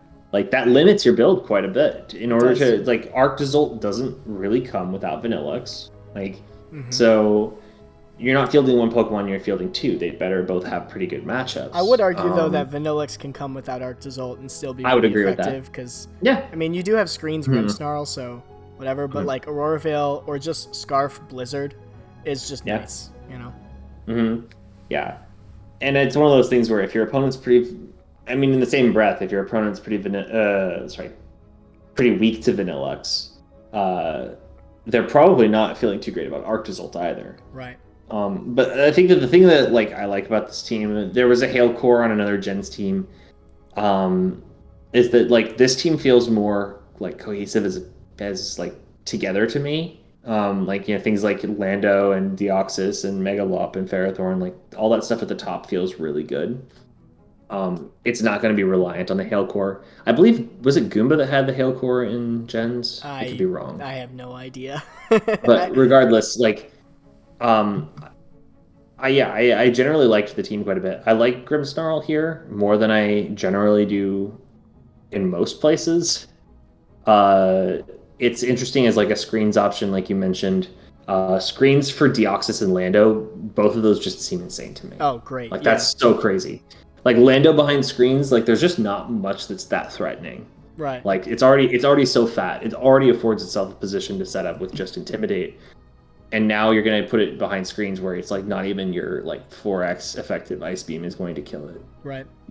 It's insane. And it's gonna give Lando the opportunity to click. I mean, what's nice with screens on Lando, in front of Lando, is that it can double dance. Exactly. More effectively than it would otherwise. And in most cases, there's so, like I mentioned before, there's so many teams that are just weak to Edgequake, and Lando runs that very effectively. Or something just like Earthquake Knock. I mean, there's definitely. Lando's an extremely potent offensive piece and obviously a really good defensive piece too. So, and I do love, of course, Lando being a really, really solid way of making sure that Dio speed isn't switching in on a lot of things. Lando Pharaoh itself is just a really effective backbone. And then obviously, actually I should say rather, Lando Pharaoh Vaporeon is an extremely effective backbone. Yeah, it catches a lot. Yeah. Cool. All right. Let's move on to Shy here. And this is the Chicago Charizards. Do you want to start us off on this one? I actually, well, I guess I will, because you started the last one. So, this is this is Duke, and I'm sure many of you know because I've complained about it a lot in the draft discussion. Duke basically like has my initial draft plan in a lot of ways. He sniped Mega Diancie, which I didn't expect to get at the end of the wheel, but I really wanted. Then he took Hydreigon, which I would have loved to have gotten. Then he took Skarmory, which I was hoping for. Tangrowth was not a snipe. Then he took Victini, which I was hoping for. Toxtricity was not a snipe. Then he took Seismitoad, which I was hoping for. The rest of it is just low tiers that I wasn't worried about. But it felt like almost every single round, Duke had exactly the same idea that I did, which I have to say is I think it's great. I mean, obviously I'm going to highly tier in power ranking someone who drafts in a similar way that I do. And there's no denying that like the front few that he drafted are extremely potent. Obviously, Mega Diancie has very few switch-ins. Paired with something like Hydreigon, that's like a really, really fun switch-in. You know, obviously, like Ladder is seeing a lot of Spadef Hydreigon these days. Part of that, I think, is like an outcrop of Spectrier being around and then not around, and they just kept Spadef Hydreigon because they realized it was nice. But it is an option, I think, is what's important to mention for draft. Skarmory, I think, is a really great mon and has only been made better this gen by Body Press. Of course, it still does the same thing it always has, which is setting spikes very effectively and getting defogs off when you need it. And, you know, setting spikes up with Mega Diancie is extremely effective. I think Tangrowth is a really fun mon that pivots around pretty well.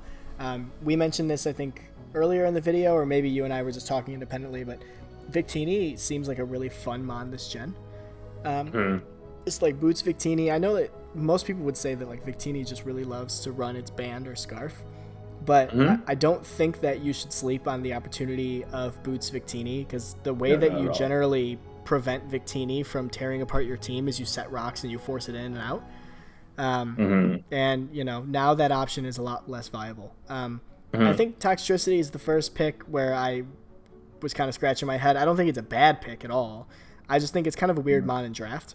But I'll be interested to see what he does with it. Seismitoad's fantastic behind Skarmory. I've talked about this ad nauseum, but Steel Flyings and Water Grounds cover each other extremely well, especially if you have something to switch in on Ice.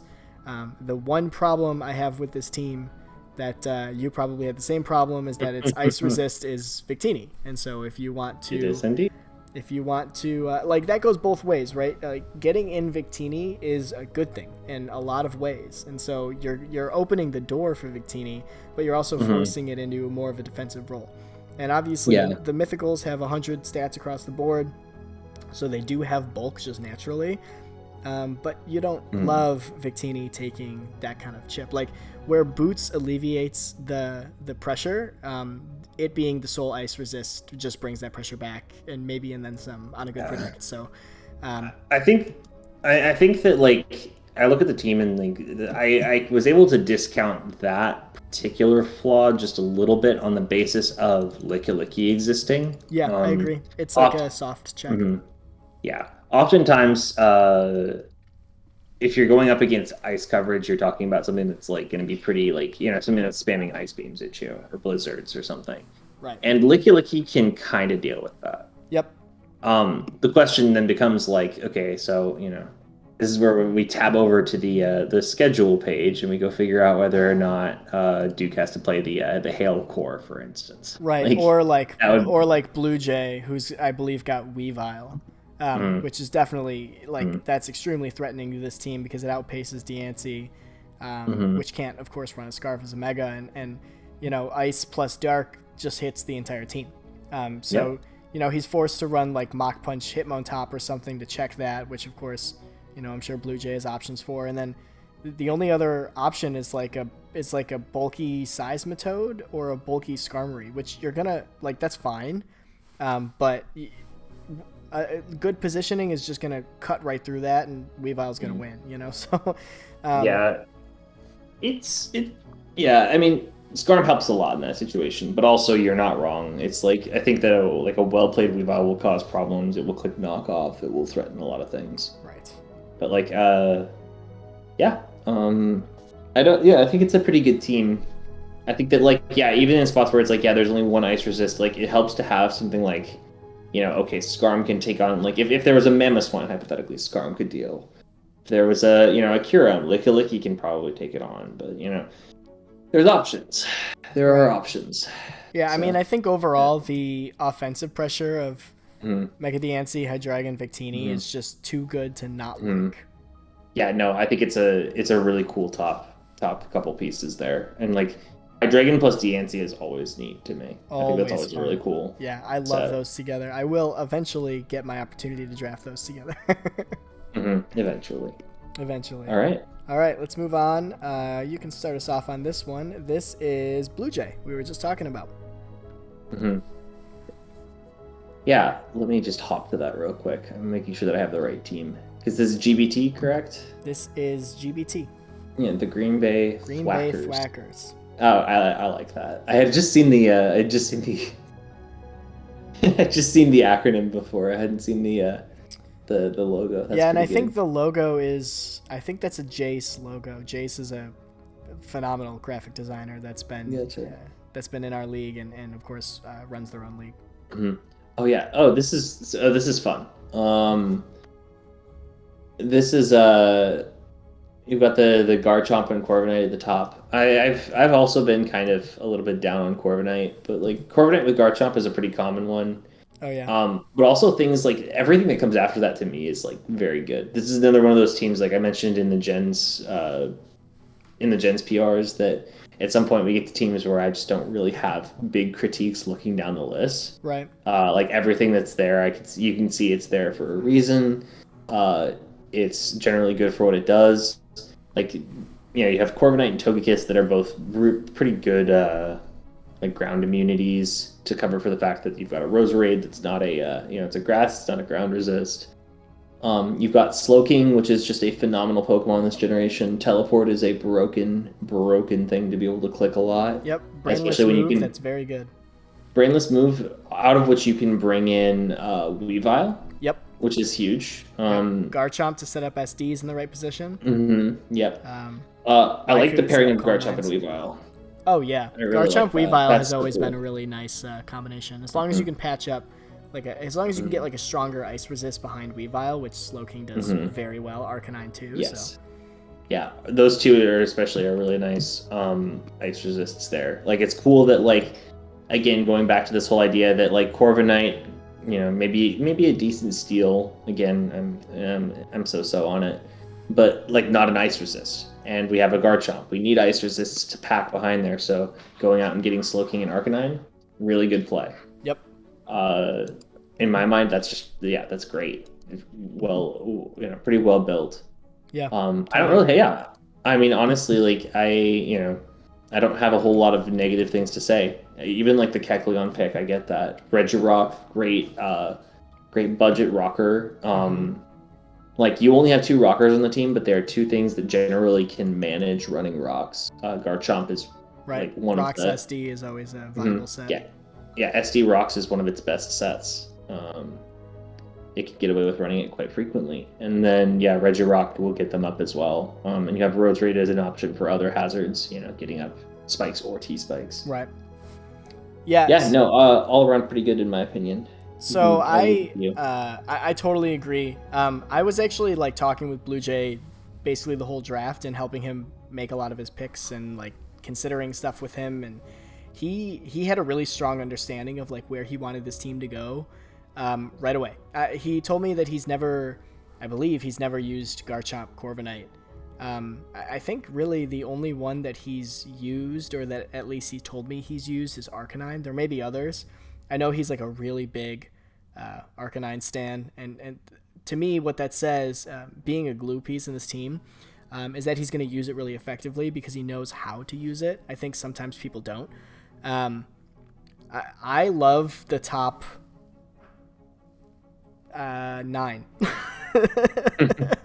Like I mean, Regirock for me can go either way. Like I don't think it's necessary on the team, so I'll say the top 8. But the top 8 function so well together. I love Raikou.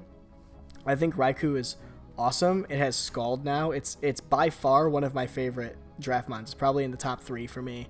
I think Togekiss is a really, really fun mon to have. I think that it's really good on this team, and I think like Togekiss plus Corviknight is really nice. You see a lot of these like double flying teams when you're on ladder. You see like Corvi Lando, you see stuff like that. I think Togekiss Corviknight is like a really nice.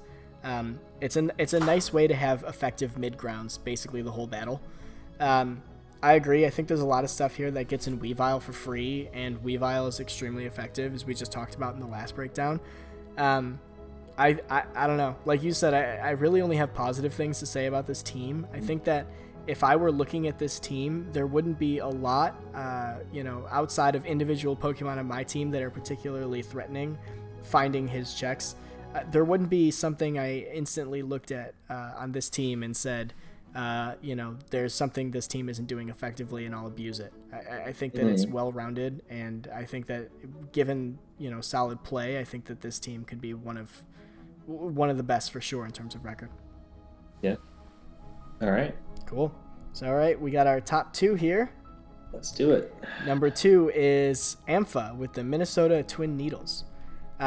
So I'll kick us off here. We've got Mega Alakazam, Clefable, which right away, like those two are unbelievably good. Clefable gets in Zam with that teleport so easily, and it's also a great defensive option behind Zam. So like I saw those two and immediately was like, man, I would draft those two together any day. Like I'm not even a Clef person, but I know how well those work together. I love Infernape as a draft mon. I love that it can run both sides. I think that it's a vaguely effective rocker, and so you're not having Clefable set up rocks all the time, but we'll see. He's got other rockers down low. But I think it's just like a good Scarf mon. It's good to have fighting pressure on a team like this. I think Dragonite's really fun this gen with Boots, obviously. It's got a few other fun options. I think support Dragonites are really good. Melodic is a mon that I love, and I also love on this team behind Dragonite. It's such a good pivot, and it's so hard to take down a Melodic. It's definitely a mon that you have to respect in prep, and you have to respect in battle. If you lose the thing that beats the Melodic, you're gonna have a hard time. Nidoking, we all know, is extremely potent, and it breaks through a lot of fat on teams. It can almost always run coverage to break through like the backbone of a team, which I think is really effective on a Zam team that's naturally outspeeding a lot. Bronzong is a great mon behind this team. I think that it's an okay like backup Psychic. I think that there's better options, but I think that in terms of what this team needed outside of Mega Zam, I think Bronzong's a really good pickup. Alolan I think Zong's great. Yeah, I think it's so good. I think Zong is really good as a mon. I just think that there's like, I don't know. Well, I guess I'll say this. With Clef there, I like Zong. My problem with something like a Zam is that I worry about strong fighting types, but you do have a Clefable there. I just wouldn't want to put too much pressure on Dragonite, especially to lose its multi-scale. But but having the Clef there makes Zong completely valid. I think Alolan Persian is good. I think Parting Shot's great. I think it's a nice like bulky pivot when it needs to be. I think that it spams Knock pretty effectively.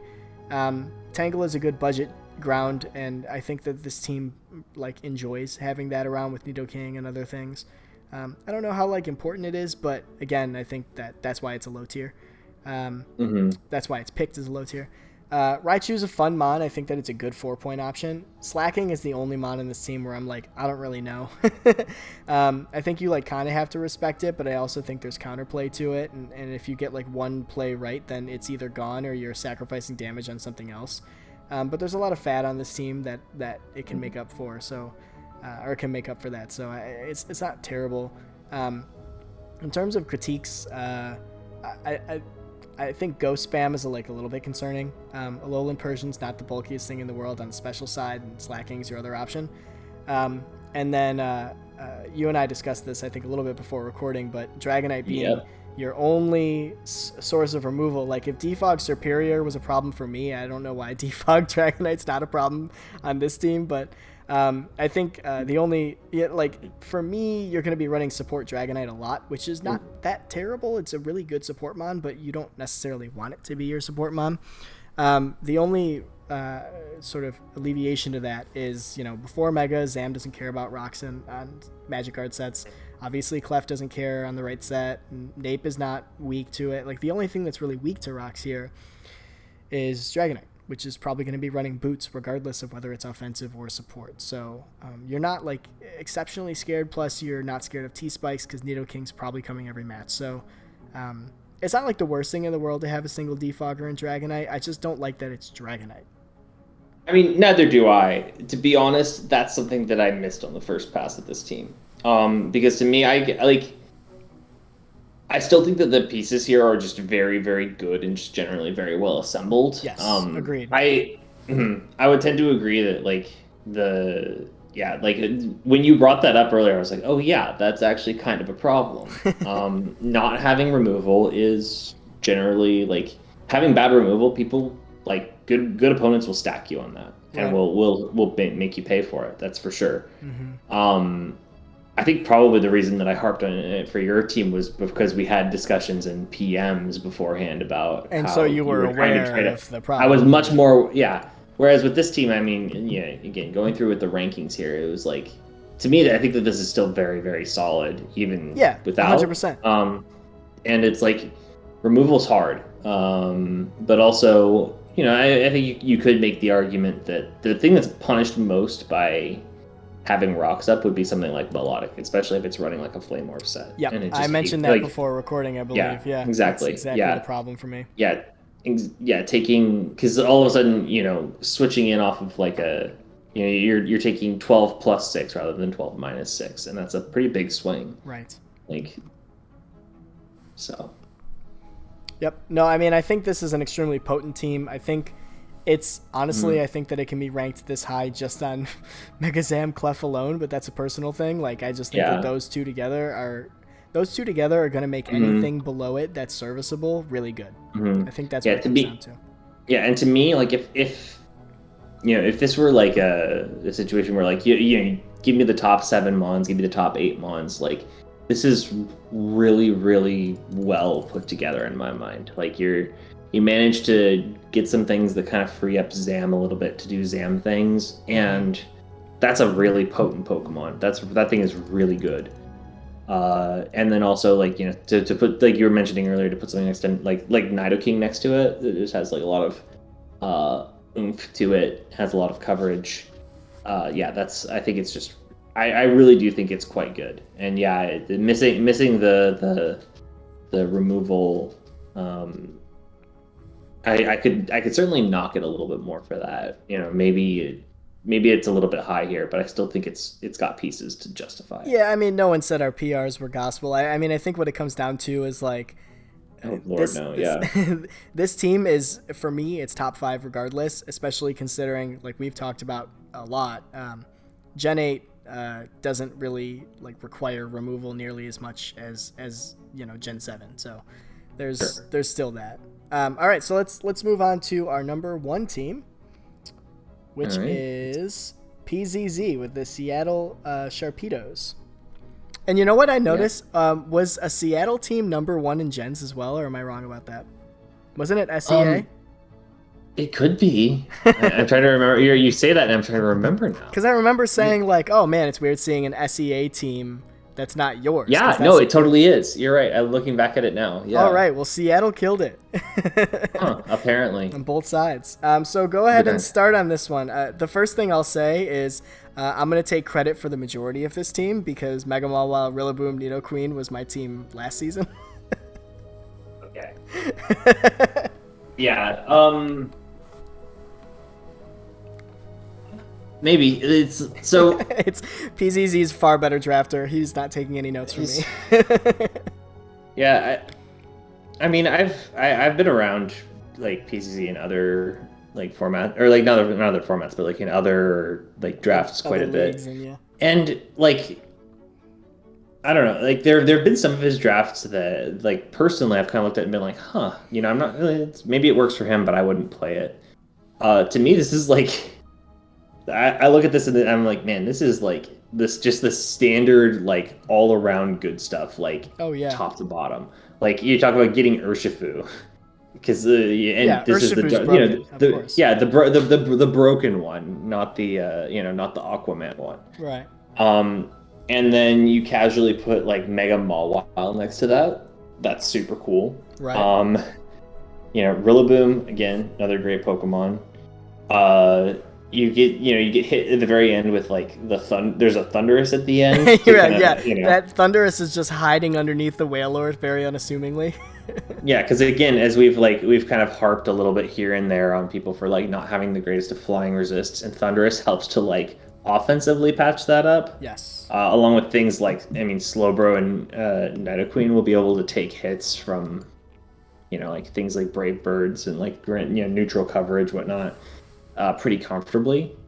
Yeah, no, it's a pretty neat team. Like if there's any team like out of the 16 that were here where I would be like, oh, that just looks like so much fun to prep with and so much fun to play with. Like to me, it's this one. 100%. Because you just So, go Go ahead. ahead. No, you can go ahead. Yeah, I was just gonna say like they just bring so much like how do you get a leg up on something that's like there's a lot of momentum here and like the momentum terminates in a Mega Mawile getting in. Exactly. And then you have you have a Rillaboom, which is already forcing a lot of really, really hard decisions. Base 70 priority is really strong. That's another mon that I think I was really not keen on early that like I had to admit later, like, no, this is better than I gave it credit for. Right. Yeah, there's so many places for this team to go in starting its momentum, clicking U-turn, without even having to think. Like it just seems so like delightfully brainless. Yep. I love it. It's very similar to the team I drafted in season 9, which had the same Mega Mawile, Rillaboom, Nidoqueen, pivot options. I think I had a Pult instead of a few other options here. I absolutely love this team, and I've drafted broken Urshifu single as well. And the thing I love about the construction of this team, particularly the top 4, is that everything seems to be working toward getting in Mawile, and doing it very effectively. Like Rillaboom is luring things in for Mawile. Urshifu is luring in fairies for Mawile. Slowbro is luring in things for Mawile. Like it's just, and I'll say from experience, like Mawile on grassy terrain is actually really, really nice because Mawile just gets some dirty rolls on, when you build it like a lot of HP, a lot of attack, and you maybe speed creep like 1 or 2 things. And at the end of the day, like that grassy terrain, that passive recovery is really, really threatening because Mawile does force some switches. And it's also really, really good at eating earthquakes and stuff like that after the terrain is up, or they're forced to run something like high horsepower, which maybe won't get the roll. So, I love Rillaboom Mega Mawile. I would 100% draft it again. I think drafting it with Slowbro is fantastic. I would agree with that. We all know how good Slowbro is this gen. I think 14 points is pretty good value for it. Nidoqueen is one of my favorite grounded poisons in the game, especially in draft. I think it's leagues better than Nidoking. Nidoking is obviously very potent, but Nidoqueen is just such a good set piece in a team. Yeah. Cinderace. I go back and forth so hard on that. Yeah, I get that. I mean, because the output from Nidoking is amazing, but it depends on what you're using it for. I think in this instance, Nidoking would have been okay because your top 2 are so effective at warding off rock types. So you're not really using Nidoqueen as a rock switch in, whereas like when I drafted it, I had a Volcarona. So obviously I was switching in on rock moves. But regardless, like Nidoqueen kills fat, and for Urshifu and Mega Mawile to function, or hell even Rillaboom, you want fat to be broken. You want your opponent to lose a fundamental part of their backbone so that you can abuse it. That's perfect. I think Cinderace is a great pivot mon to go with the other pivot mons here. I think a lot of people have noticed that Rillaboom, Cinderace work really well together. They just sort of, they force different things out, and so if you can keep up rocks pressure, these two are actually really nice together. Clefairy's, it's a budget fairy behind Mawile, so it takes pressure off of it. That's nice to have. Audino, I think, is a great 5-point normal. It does a lot of things that you would want a normal type to do, and it's pretty bulky. Claydol is a mon. I've never really had a lot of opinions about Claydol. I mean, I think that Claydol, for me, is maybe one of the only picks that I'm a little, like, not sold on, but I think partially it's the removal. Like, this seems to be the theme of this season. Like, look at the removal options on this team. It's Claydol and Thundurus. It's Claydol, Thundurus, and then, like, Court Change Cinderace in a pinch, which we've all seen, like, the rise and fall of popularity of. I almost never see Court Change on Cinderace. I'm surprised to see it when I do, but I saw it super recently, and it kind of surprised me a little bit because it's just like it's not something that I would typically expect, but it is an option. It's an option. It's an option, and for me, like, I get it if your opponent's running webs and you want to run like Boots, Court Change or something to like say stop it, but I don't know. It's just, for me, it's not always the most effective option. But regardless, like, Claydol is going to be coming to a fair number of matches because, this team does pivot a lot, and so it wants to keep Rock's pressure up. And, that kind of cuts both ways in some ways because of the terrain, and a lot of things on this team are grounded. You're going to be getting passive recovery, so you're not as worried about rocks being up on both sides. You can trade and you're not going to be like crying about it. But you do want the option when you're struggling with it. Like if your opponent's going to spike stack you really effectively, if they've got something like Skarmory that can come in on Rillaboom and always get a spike up, then your ability to remove, with that is problematic for sure. But then you've got Thundurus. So yeah, that's the thing is that like. I mean, you could argue that like the other team would be better if there was a Zapdos instead of a Thundurus, and that's pretty agreeable. But A, Thundurus is cheaper, and B, like its role in the team is very different because it's not necessary for it to be completely offensive to supply the team's like momentum or the team's offensive pressure. Right. That can happen without Thundurus needing to be nasty plot every week. Right. Yeah, I mean, I think personally, just because Zapdos is like my favorite Pokemon, I would prefer Zapdos and then Claydol be dropped for something, but or like even I don't even know how necessary a Clefairy is, even though I agree that a backup fairy is nice with Mawile. But obviously, I'm pretty sure Zapdos is taken by someone, so by the Blaziken Latios team, Bagel Ghosts team. Right, exactly. I mean, but Thundy is a mon that I've always wanted to use. It's extremely effective in both of its forms. This one is generally considered the better form, to my understanding. So, I'm pretty sure it's Prankster, right? So Prankster Defog is always going to bail you out if you really need it. And I would assume that Gen 8 Thundy is running Boots Nasty Plot, right? Boots Nasty Plot's common. It gets, it has options. Like it has some things that Zapdos doesn't, and that's neat. Like we talked about, like it can taunt, for instance. Right. There are tools it has. Nasty Plot, of course. It doesn't get Hurricane. No, but it gets like some weird stuff like Sludge Wave, doesn't it? Yes. It gets some strange moves here and there. Yeah. But yeah, I think it's like I just don't hate it here as like, and I think it does fit with the other pieces in terms of like, and I do feel like just in the context of the team, it's really not pressured to be.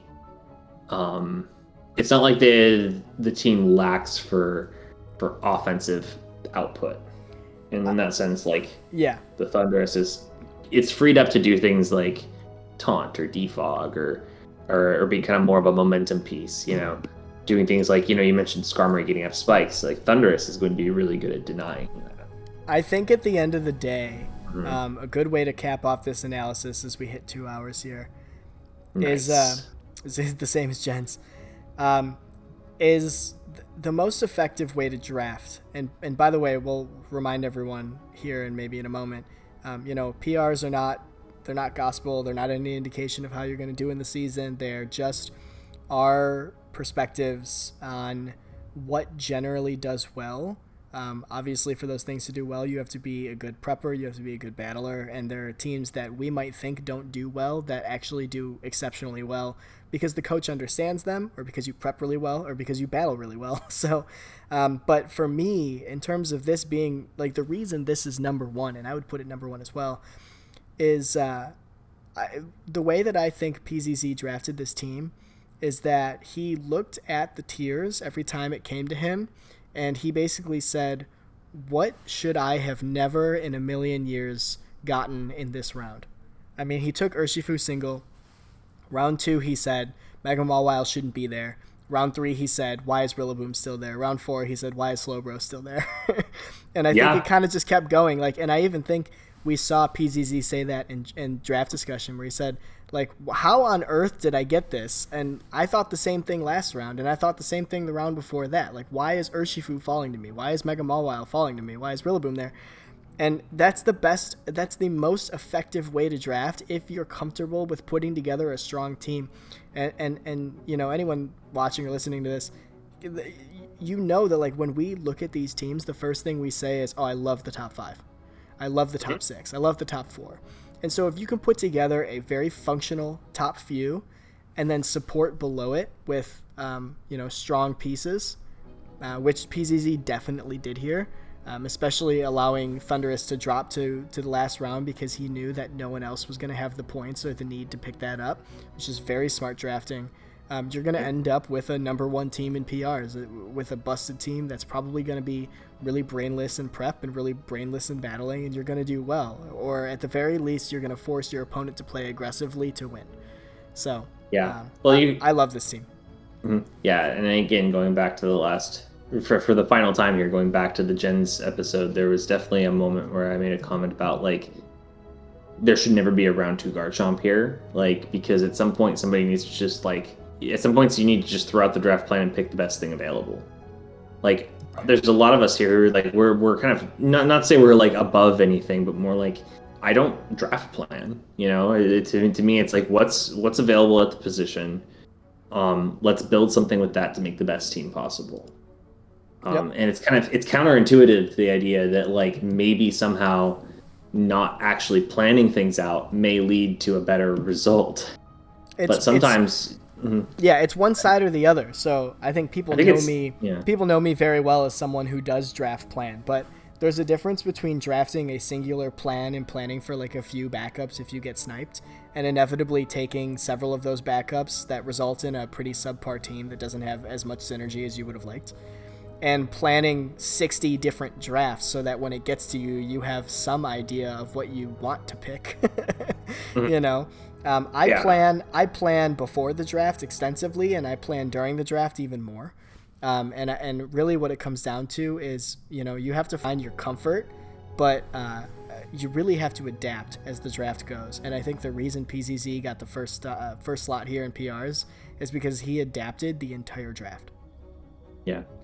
And, like, even coming from the opposite side of the spectrum, where I basically I don't plan until, like, 5 rounds into the draft. Right.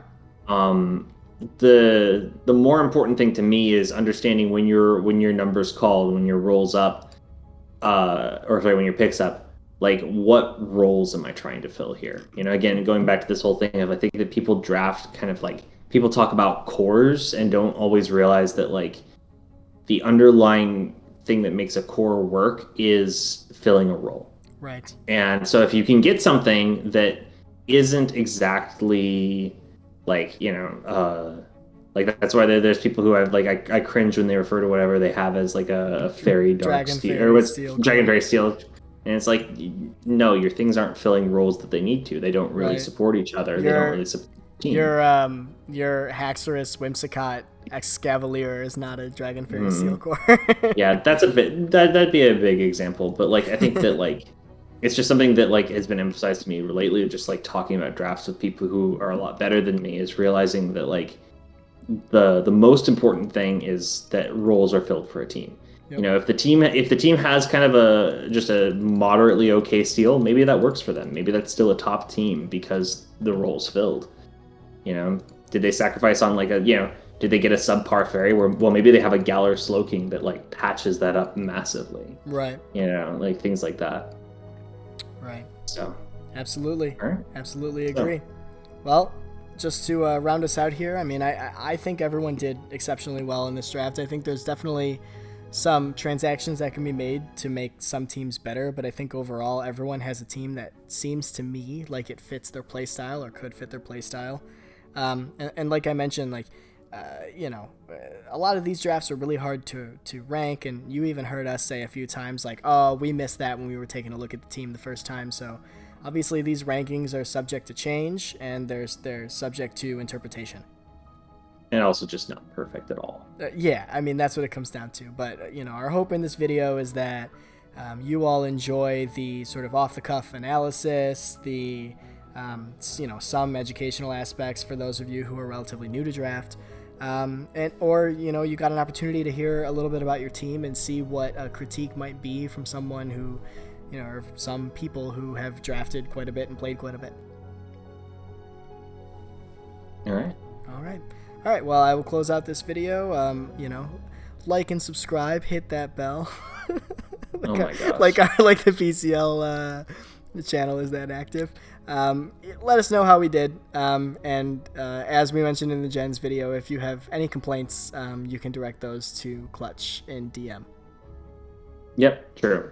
Yeah, that's Clutch sometimes. He is in the PCL server. Be sure to, in your complaint, tell him happy birthday, because it will be his birthday today. Yeah. I'm not sure what day this video is coming out, but whatever day that is, I'm pretty sure it's his birthday. Yeah, no, I think so too. Yeah.